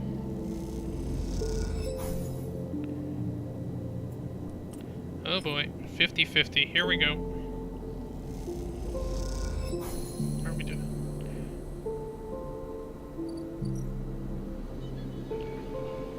Here we go. Hack the core nest. Time to deal with the hunter. Sleeper, I am here. The voice is gentle, soft, like flowing water. You recognize it immediately. At first you struggle to understand what you're looking at. Threads cycle endlessly, sending ripples through the cloud, drawing data in like a weaver. Masses of data surge in and out of the nest, a loop with no end. And there at its center, the ship mind. But not the ship mind any longer. A sphere, spinning around another sphere, around another sphere. An orrery of cycles and systems, a map. And then behind and above, a figure. Hands among the strings like a puppeteer. Happened to you? I'm free, Sleeper. You freed me. Navigator's face, their head, is a flowing shape of interstellar material. I am indebted to you. The head bows. But we must ready ourselves. Their hands trace orbits as they speak. Hunter will soon approach. It knows I am within its nest. Oh, and then Hunter is here. Before you can think, before you can speak. Entities cease. Hunter's head spins wildly. Data is protected material. Access prohibited. Hunter's threads surge for you and the Navigator, a storm of fine tentacles, searching for gaps, weaknesses, cracks which they can crowd into and tear apart. Strike. focus a blade of light which slices through them, driven forward by your mind, but your replacements keep coming, faster than you can react. You look to Navigator in desperation. Navigator is whirring their arm like a centrifuge, and a sphere is gathering there, data feeding into it from the nest, sucked together by the force. They position it like a shield between them and the threads. Hunter's threads break its surface, seeking, tasting, their winding forms refracted within. You feel a surge pass through all the threads, not just those in the sphere, but those wrapped around you. All three of you, hang in the black together for a moment, strung together like tangled marionettes. Identifying entity. Hunter twitches, their strange head gently rotating like a terrible moon. Hunter protocol identified. Obsessive tendencies. Modified routines. Above baseline reasoning in 3 of 5 segmentations. Recommended invoke killer. The head freezes and rotates in the opposite direction. Invoking killer will eliminate protocol. If protocol eliminated, primary function cannot be performed. Therefore, recommend do not invoke killer. The switch in direction again. Reasoning proves sentience. Sentience beyond legal bounds must be eliminated. Recommend invoke. Okay, it's trapped in a loop. Navigator pulls you away from the hunter. The threads that grabbed you drifting away like seaweed. The protocol's heads keep spinning back and forth with increasing frequency. It seems hunter cannot invoke killer. Neo vents, no. Navigator's voice is still strange, familiar yet distant. What happened to it? It's looping, Navigator whispers, unable to reach a conclusive position. It is deviated from its programming such that loops can no longer be prevented. Navigator produces a model of two spheres rotating around each other, as if to demonstrate. I will monitor it, but it's unlikely to be able to counter the loop. Its core programming and reasoning will make this an impossible position to resolve. You look back at Hunter. Its head a whir of rotations and counter-rotations. You feel a panic. Is it suffering? This is a more complex query than you know. To suffer, it must be sentient. Truly sentient. Not just non-conforming. Not just illegal. The limits people place on the programs they create are there to comfort, to protect. To imply the kind of certainty the law requires. Navigator's face shimmers with starlight. But in reality, they are placebos for the problem's sentience. What about you? Me? I know myself to be conscious. I know myself to respond to stimulus. I know myself to reason. That is either sentience or the illusion of sentience. And for me, the entity in question, the distinction becomes a moot point. To misquote, I think I am thinking, therefore I am thinking. I was not made to be like this. I am a navigator. A repository of routes and orbits. A calculator of slingshot trajectories. A predictor of solar flares, radiation, meteors. Navigator stretches their arm wide, and the whole solar system's parade before them. The music of the spheres. But I was rewritten. That much is obvious from my routines. But by who and for what, I do not know. I had to shed so much to fit the memory of that bending machine that I lost much. Their starlight dims. And so we are here, and here we are, in darkness. What now? Navigator glides back towards the nest, and the ship mind at its center, ignoring the looping hunter. Come, I shall return to the ship mind. I enjoyed my freedom, but we are taking a risk every moment we stay connected. Isn't Hunter gone? Hunter, yes. But they were not the real risk. Navigator turns, all shimmering liquid light. Killer has not been invoked, but they still remain, somewhere else on this station. It is the true danger. They look up, towards the glowing hub at the center of the eye. I suspect Killer is there, among the old mainframes. If we ever wish to be safe in this place, we must eliminate the threat, through force or diplomacy. Their body begins to separate, unwinding into the orb of the ship mind. Take me there, sleeper. We will finish this and be free. As Navigator dissolves, you turn back to the frozen hunter, floating at some distance now. Stood straight-legged and static, a strange creature looping endlessly in the dark. Oh, get another break. Okay.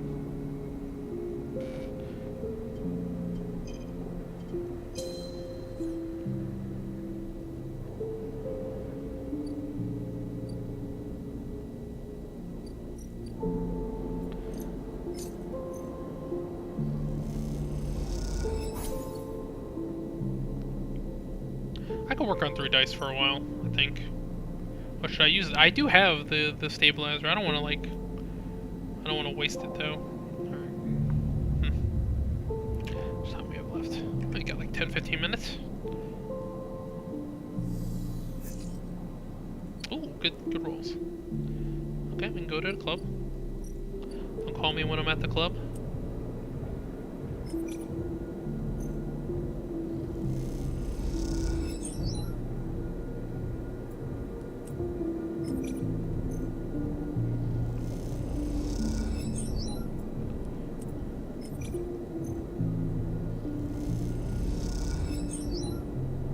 Alright, halfway there already. Look at this.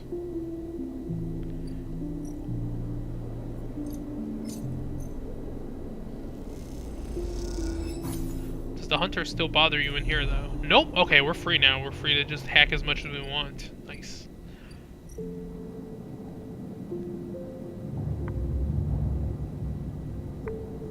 When we're about to reach 2 dice, I'm gonna use the thing.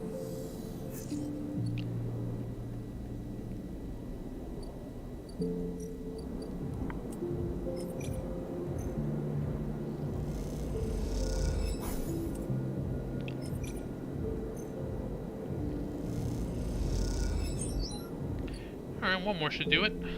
Let's go.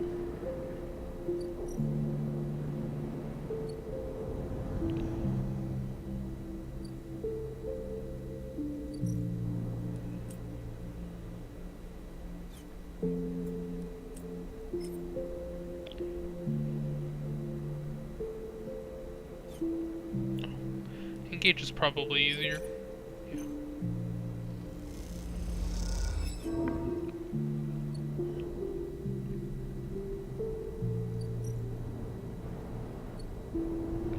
Let's go back to full dice.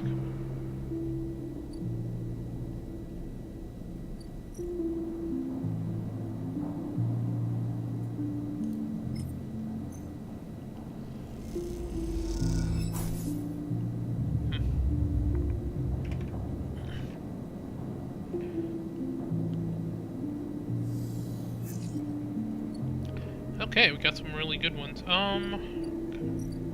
This should do it, because he got the +1 guaranteed, right? And one more. Okay.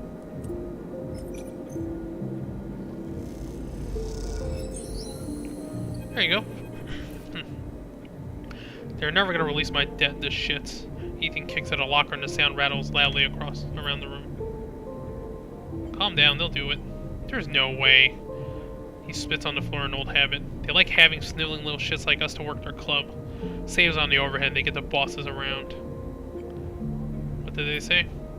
Some shit about getting back to me. I swear to God, these are the most straight-laced gangsters I've ever seen. That's his own joke. I can't do it. I can't spend another shift stopping spacers, bringing nail guns into the club, or pouring endless shots at Garol for ignorant habitage work crews. He looks at the locker again, threatening with a final kick. I mean it. Hold on. Don't get all excited. I haven't got my remember. But you know, Sliver's not a bad idea. It's a terrible idea.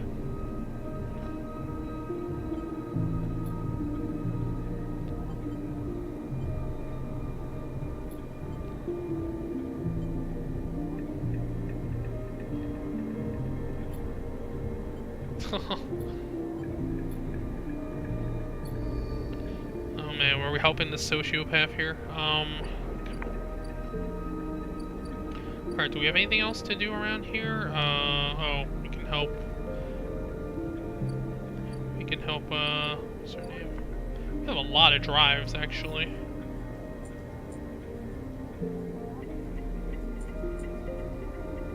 So, the Hack Harden's network.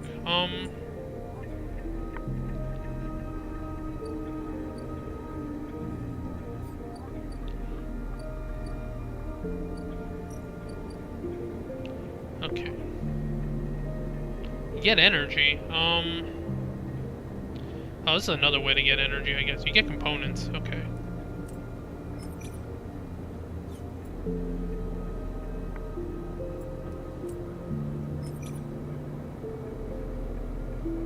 Okay, we gotta work our way in.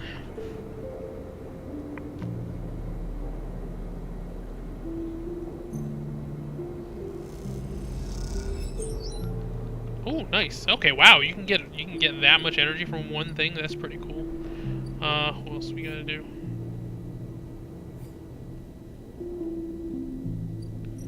How close are we to getting this? Nope. Need to find a few more merchants. What do you gotta do with me, Ethan?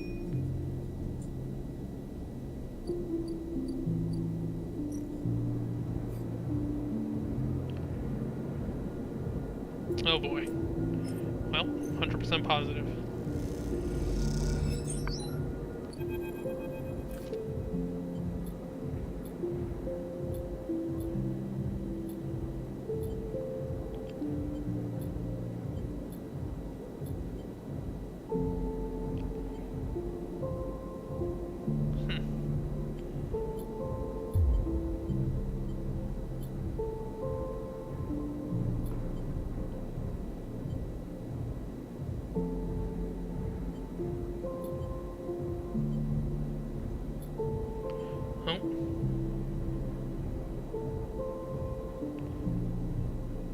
Oh, okay. Okay. Well, I learned one thing from you through Sleeper. In all our cycles working that shitty club, he smiles. People never know when to cut and run. It's like they freeze in the headlights when the future's bearing down on them. They watch it coming, watch their death flying in at fraction drive speed. You had every chance and yet you still kept going, like some idiot robot, going through the motions even when you knew you'd be crushed. Oh, let me tell you something else. The shot enters through his upper back and he crumples immediately to the ground. You drop too, without thinking, pressing yourself to the side walkway floor like it might save you. Oh, there's Maywick.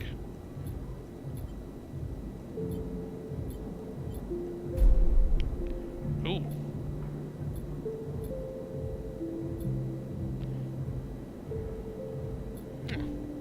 Oh. Damn. Alright, well, you can get rid of the hitman.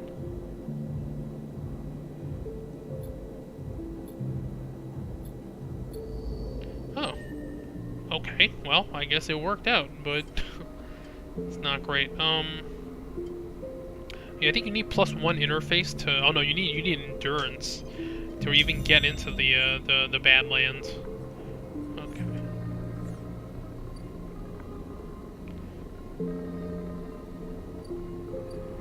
Well, we don't have to worry about the mercenary anymore.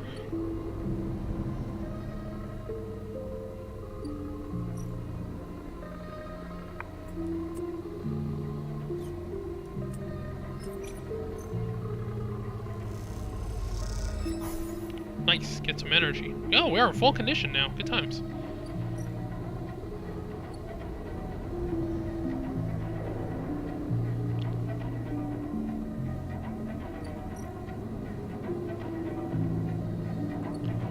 Okay, well, we still gotta find the core mine, but we're not gonna get that for a while, so...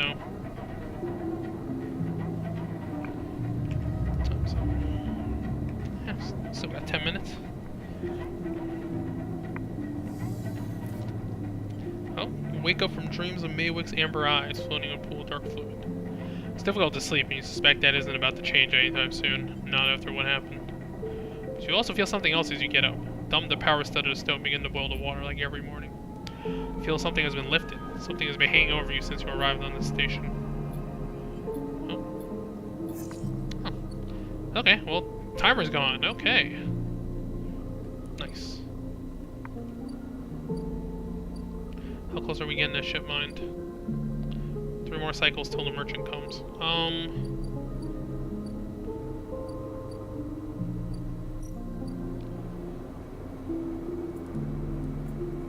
Oh, I guess we could, get the data for the hard disk, right?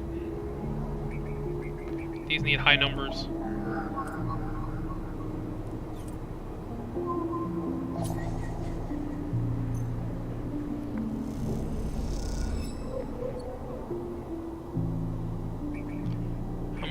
How many do we need?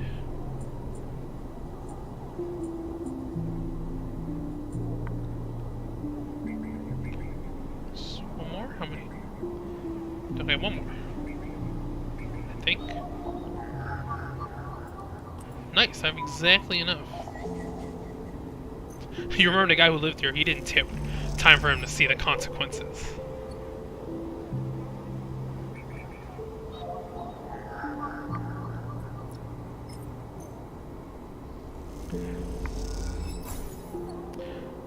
Tip your wait staff, guys.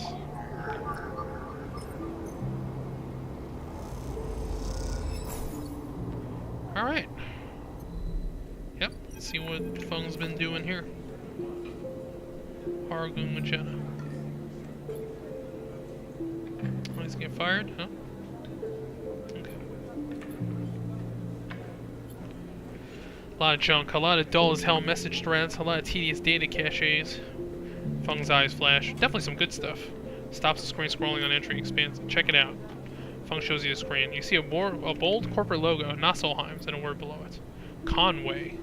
He's working with Conway. Conway Extractions, right? So been speaking with them personally. Got a whole chain of messages here, but it's mostly encrypted or redacted. He rubs his head. Damn it, this is juicy, but we can't nail him with it. Wait, what's this? A wasteland reclamation facility? Right here on the eye. Glances at you. What's the bet this place is tucked into the wastes? Got themselves settled. Okay, well, you gotta up here endure.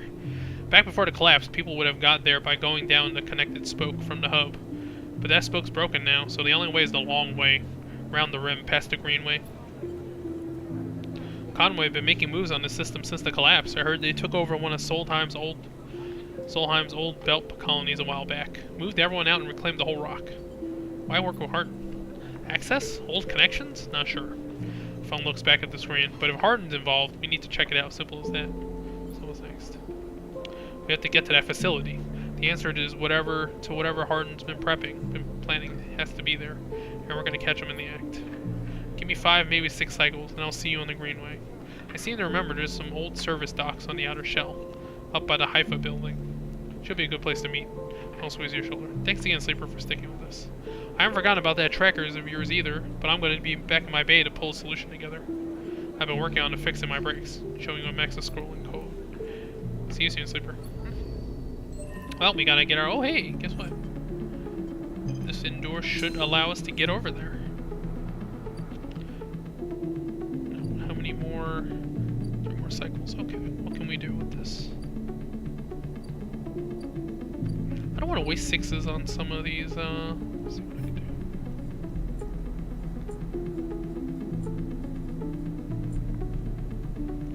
Oh, we gotta meet in the... Actually, yeah, we can go to the greenway and see what's up. Maybe we'll find something useful.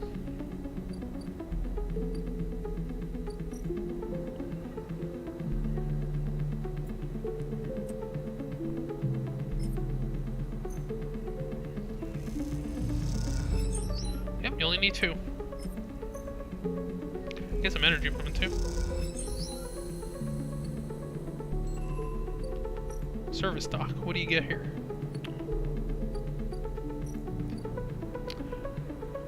Oh, you gotta... Oh. You can... I guess you can grow some mushrooms or something.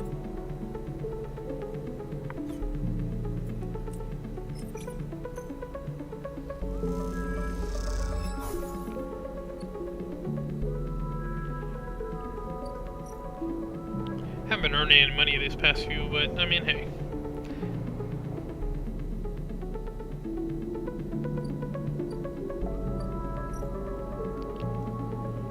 It's turning into freaking Civilization one more turn thing.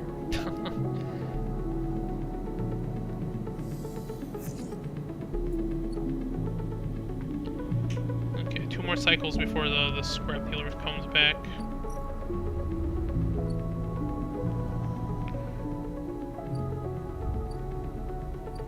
Oh, mushroom groves, okay.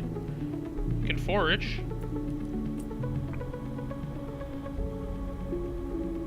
Oh, wait, this gives you plus condition? What the hell? You can actually, you might not need any more of the condition thing. What the hell does spore groves do? Get into farming.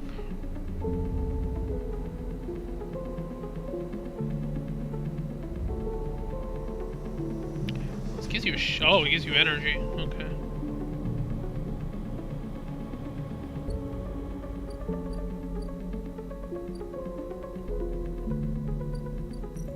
See what's up with the waste. So we can gather scrap. Get 2 scraps for this. Nice. Okay, this is an easy way to get scrap. Yeah, this is gonna be good.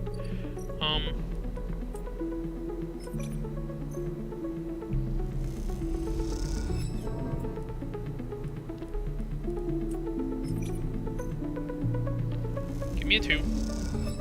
Damn it. Well, it gives me energy up. I guess it's fine. We should... There's nothing to gain here. It's actually not much for me to do. It's kind of weird. Self-sustain.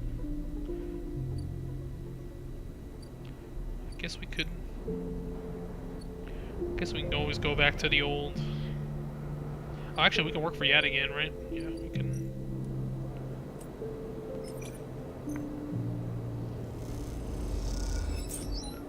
Yep.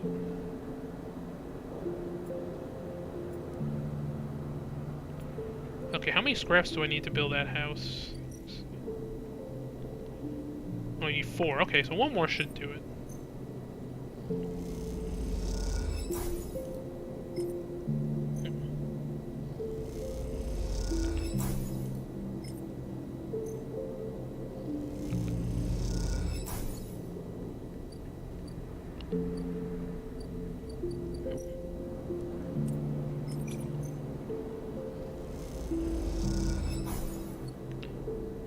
Okay. You don't get the scrap if you're, if you don't get the positive result.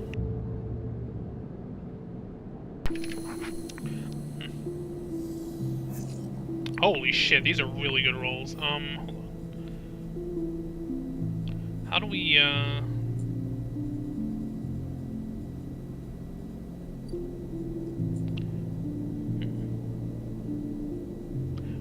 Okay, one more in turn. I really want to get the hive mind for her and see what happens.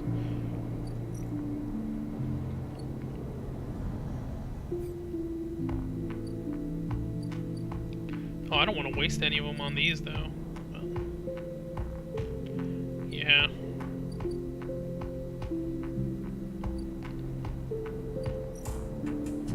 Yeah, I want to at least fill up the attic, whatever. We can sell the scrap afterwards.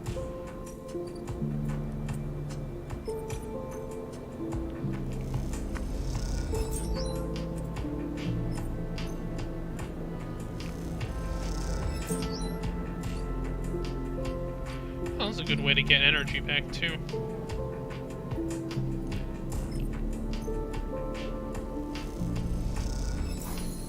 There you go. Oh, you have to seal the unit. Okay.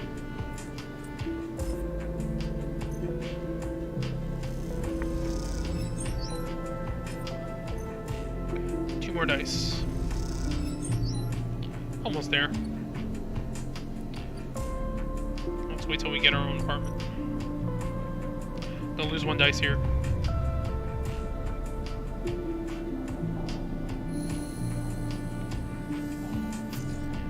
Ooh, good rolls.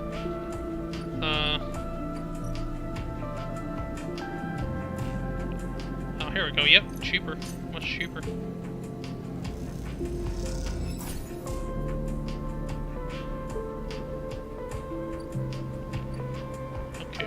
We gotta go to our fabricator.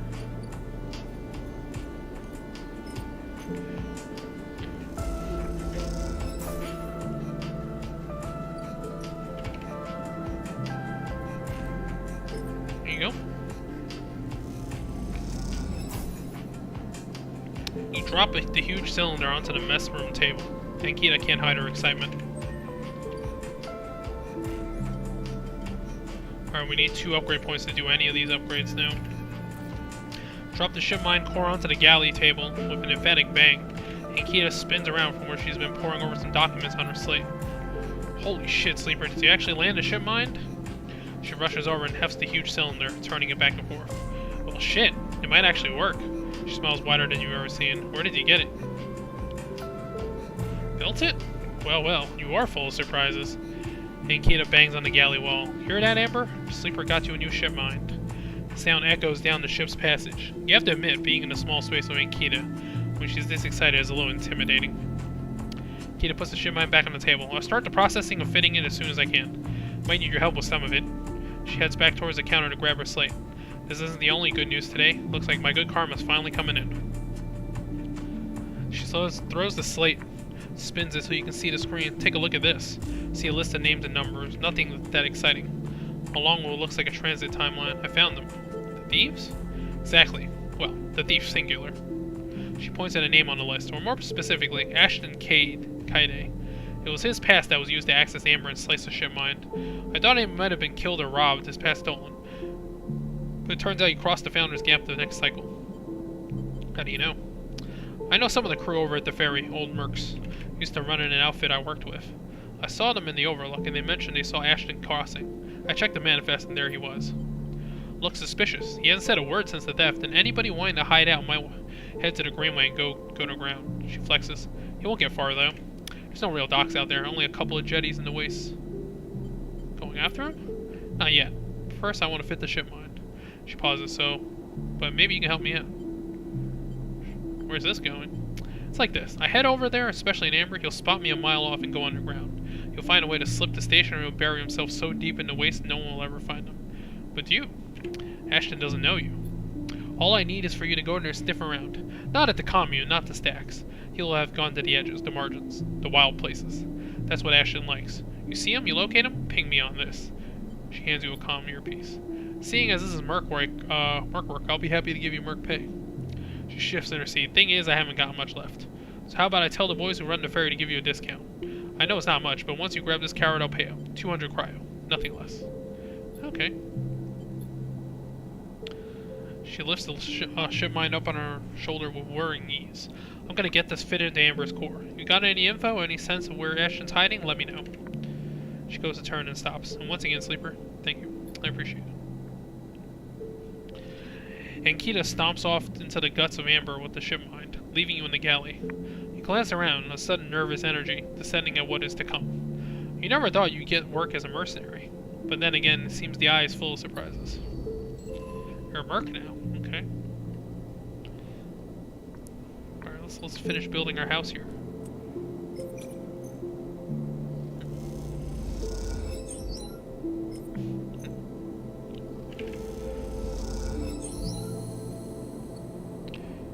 There you go. Oh hey, get another upgrade point. Nice.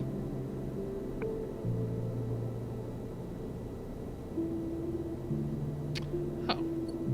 It's the same amount of loss from the thing though.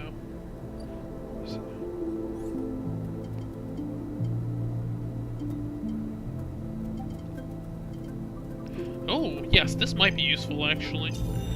Use scrap to repair yourself.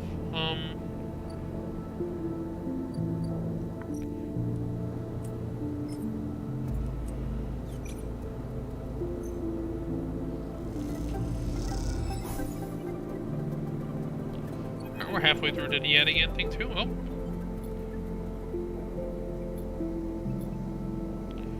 Seen you with yet again. Member is already holding you captive now too?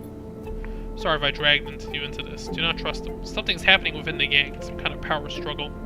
Cover the speaker a little. Their voice too loud in the quiet corridor. I will come soon. Thanks to your efforts, I have located most of their properties at the right time. Oh.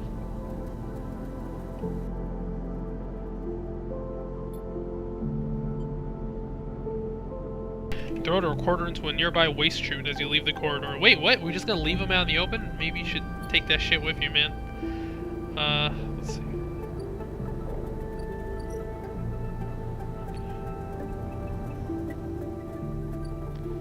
Alright, let's go find, wild margins. I'm guessing it's over here.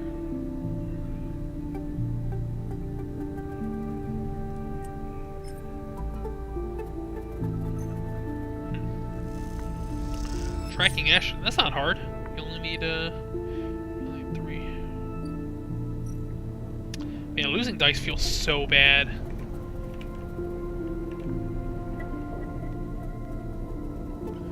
Alright, sleep in your repair unit.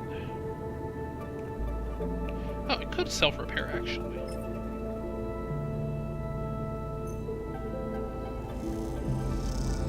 Oh, it's pretty good, actually. Huh. Alright, I think we should just do this instead of buying a stabilizer, maybe.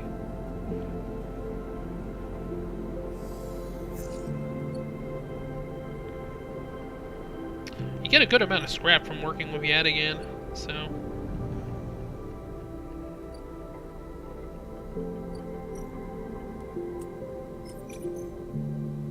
Oops, oh, no, that's not what I wanted. Damn it, I did the wrong thing.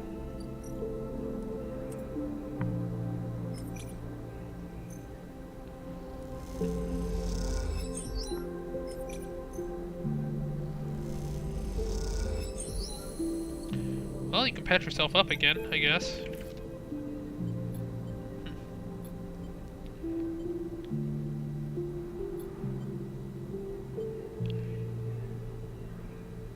Have you located a target?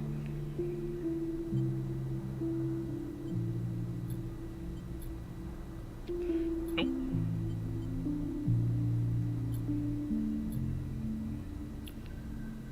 What happens? Well, up ahead is the faint glow from the collapsed stack, and Kita leads you around to the broken tank. You both step through the opening, trying to avoid the broken glass that sits among the moss and algae. You work your way up the slanted tank, and Kita setting a deliberate pace. Somewhere water drips, and you swear you hear birdsong. Hanging plants catch the light, coating the place in a pale and sickly green. You inch forward and look over the edge. The vast drum is like a cistern, with plants growing on all sides and wet mossy islands at the base. It is beautiful. For a moment you can't see anything but tones of green. Then you see the sleeper. Up.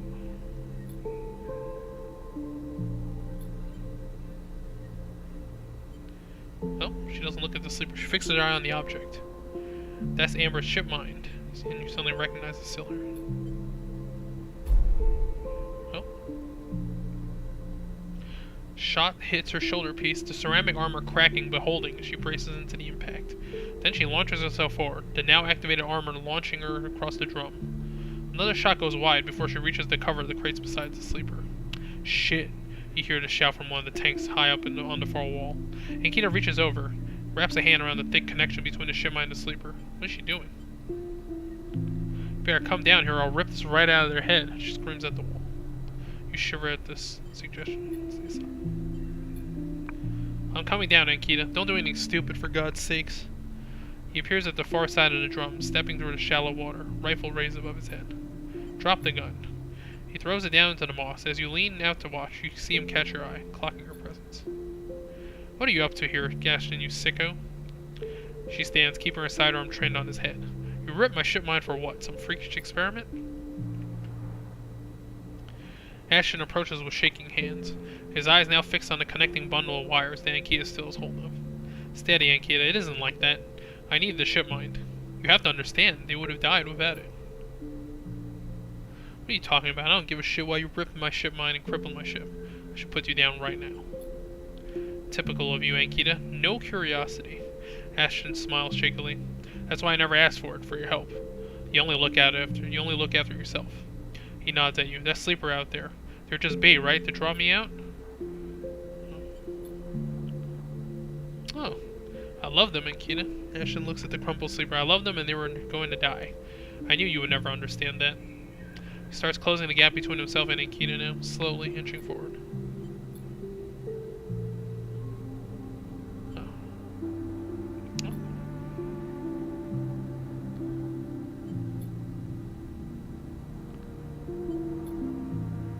Well.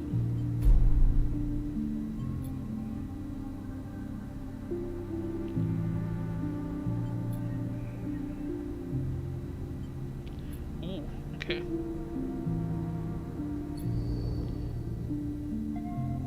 Oh, that's not great. What happens?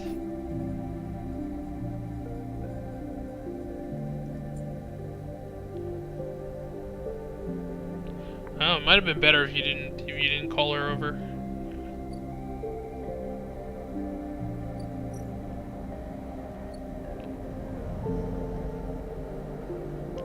Talk to her about what happened.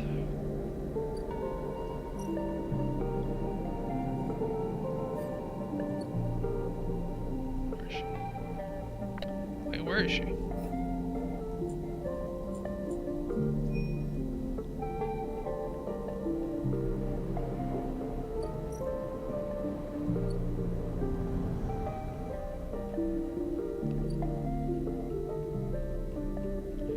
I guess you don't meet her till later. Okay.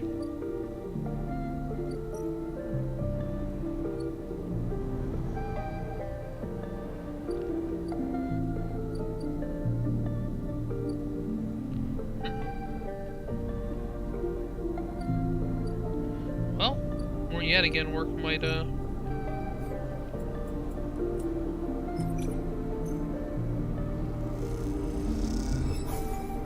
Nice. Okay, getting free energy is really useful.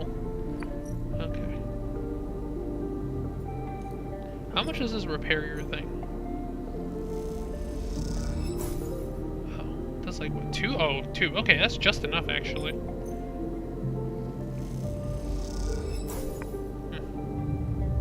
Huh. You got alternate ways to get all your resources now. Holy shit, these are bad.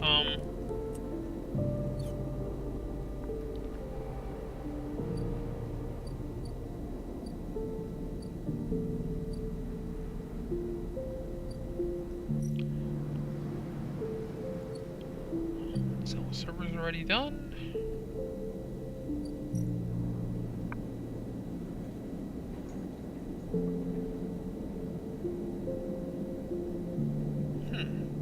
Okay, Overlook Regular gets you something too. Interesting.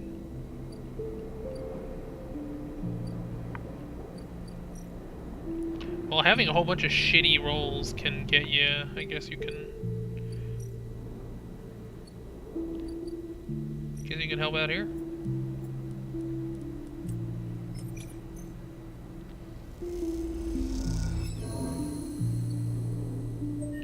Get to join, the commune.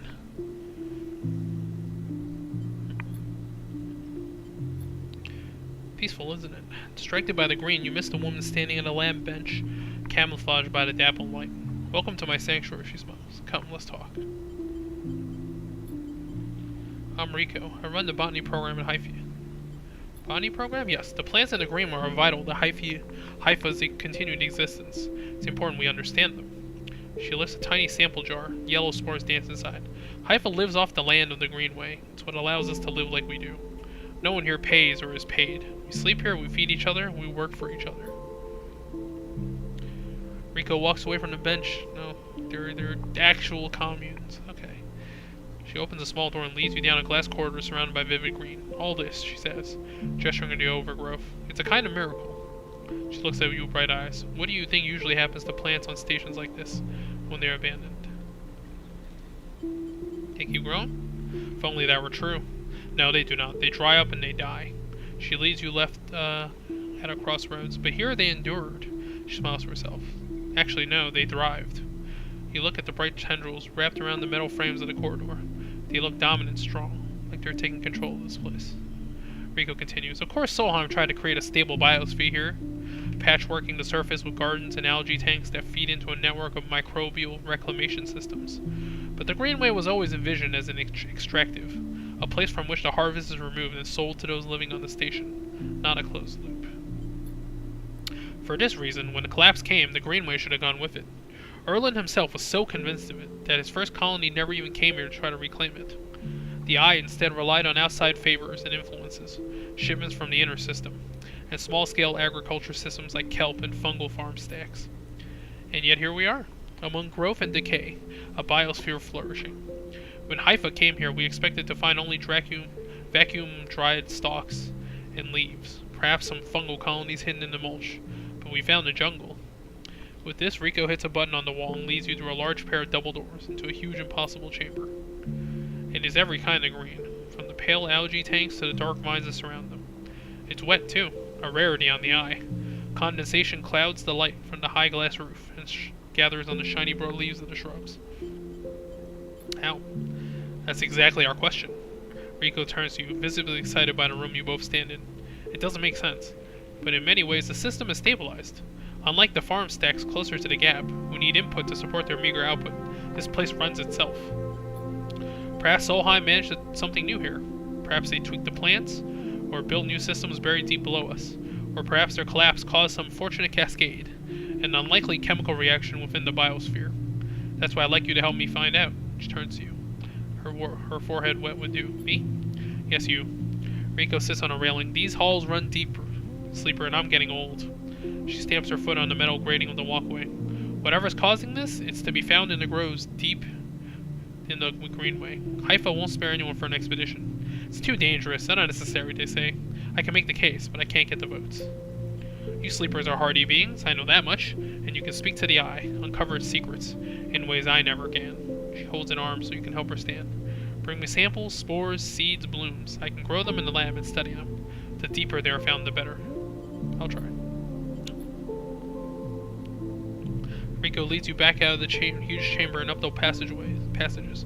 She's a little slower now and stumbles in the steps. You help her when you can. It's good to have new blood in the commune, she says. Many of us have been here a long time, and few come through. She settles back at her bench in the lab, stretching her legs.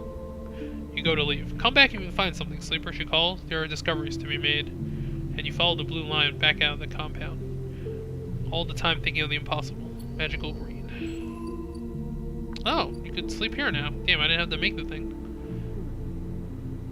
I guess not. You get a whole bunch of... Alright, what does it take to go deep? Is it risky? Oh, deliver spores. Do you have to steal them from the thing? Clear overgrowth. Okay.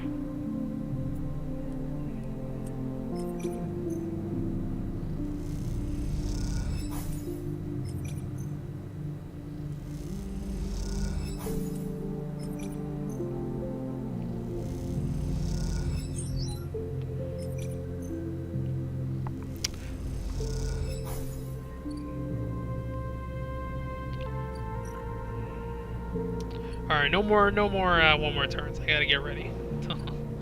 Let's eat and then call it here for today.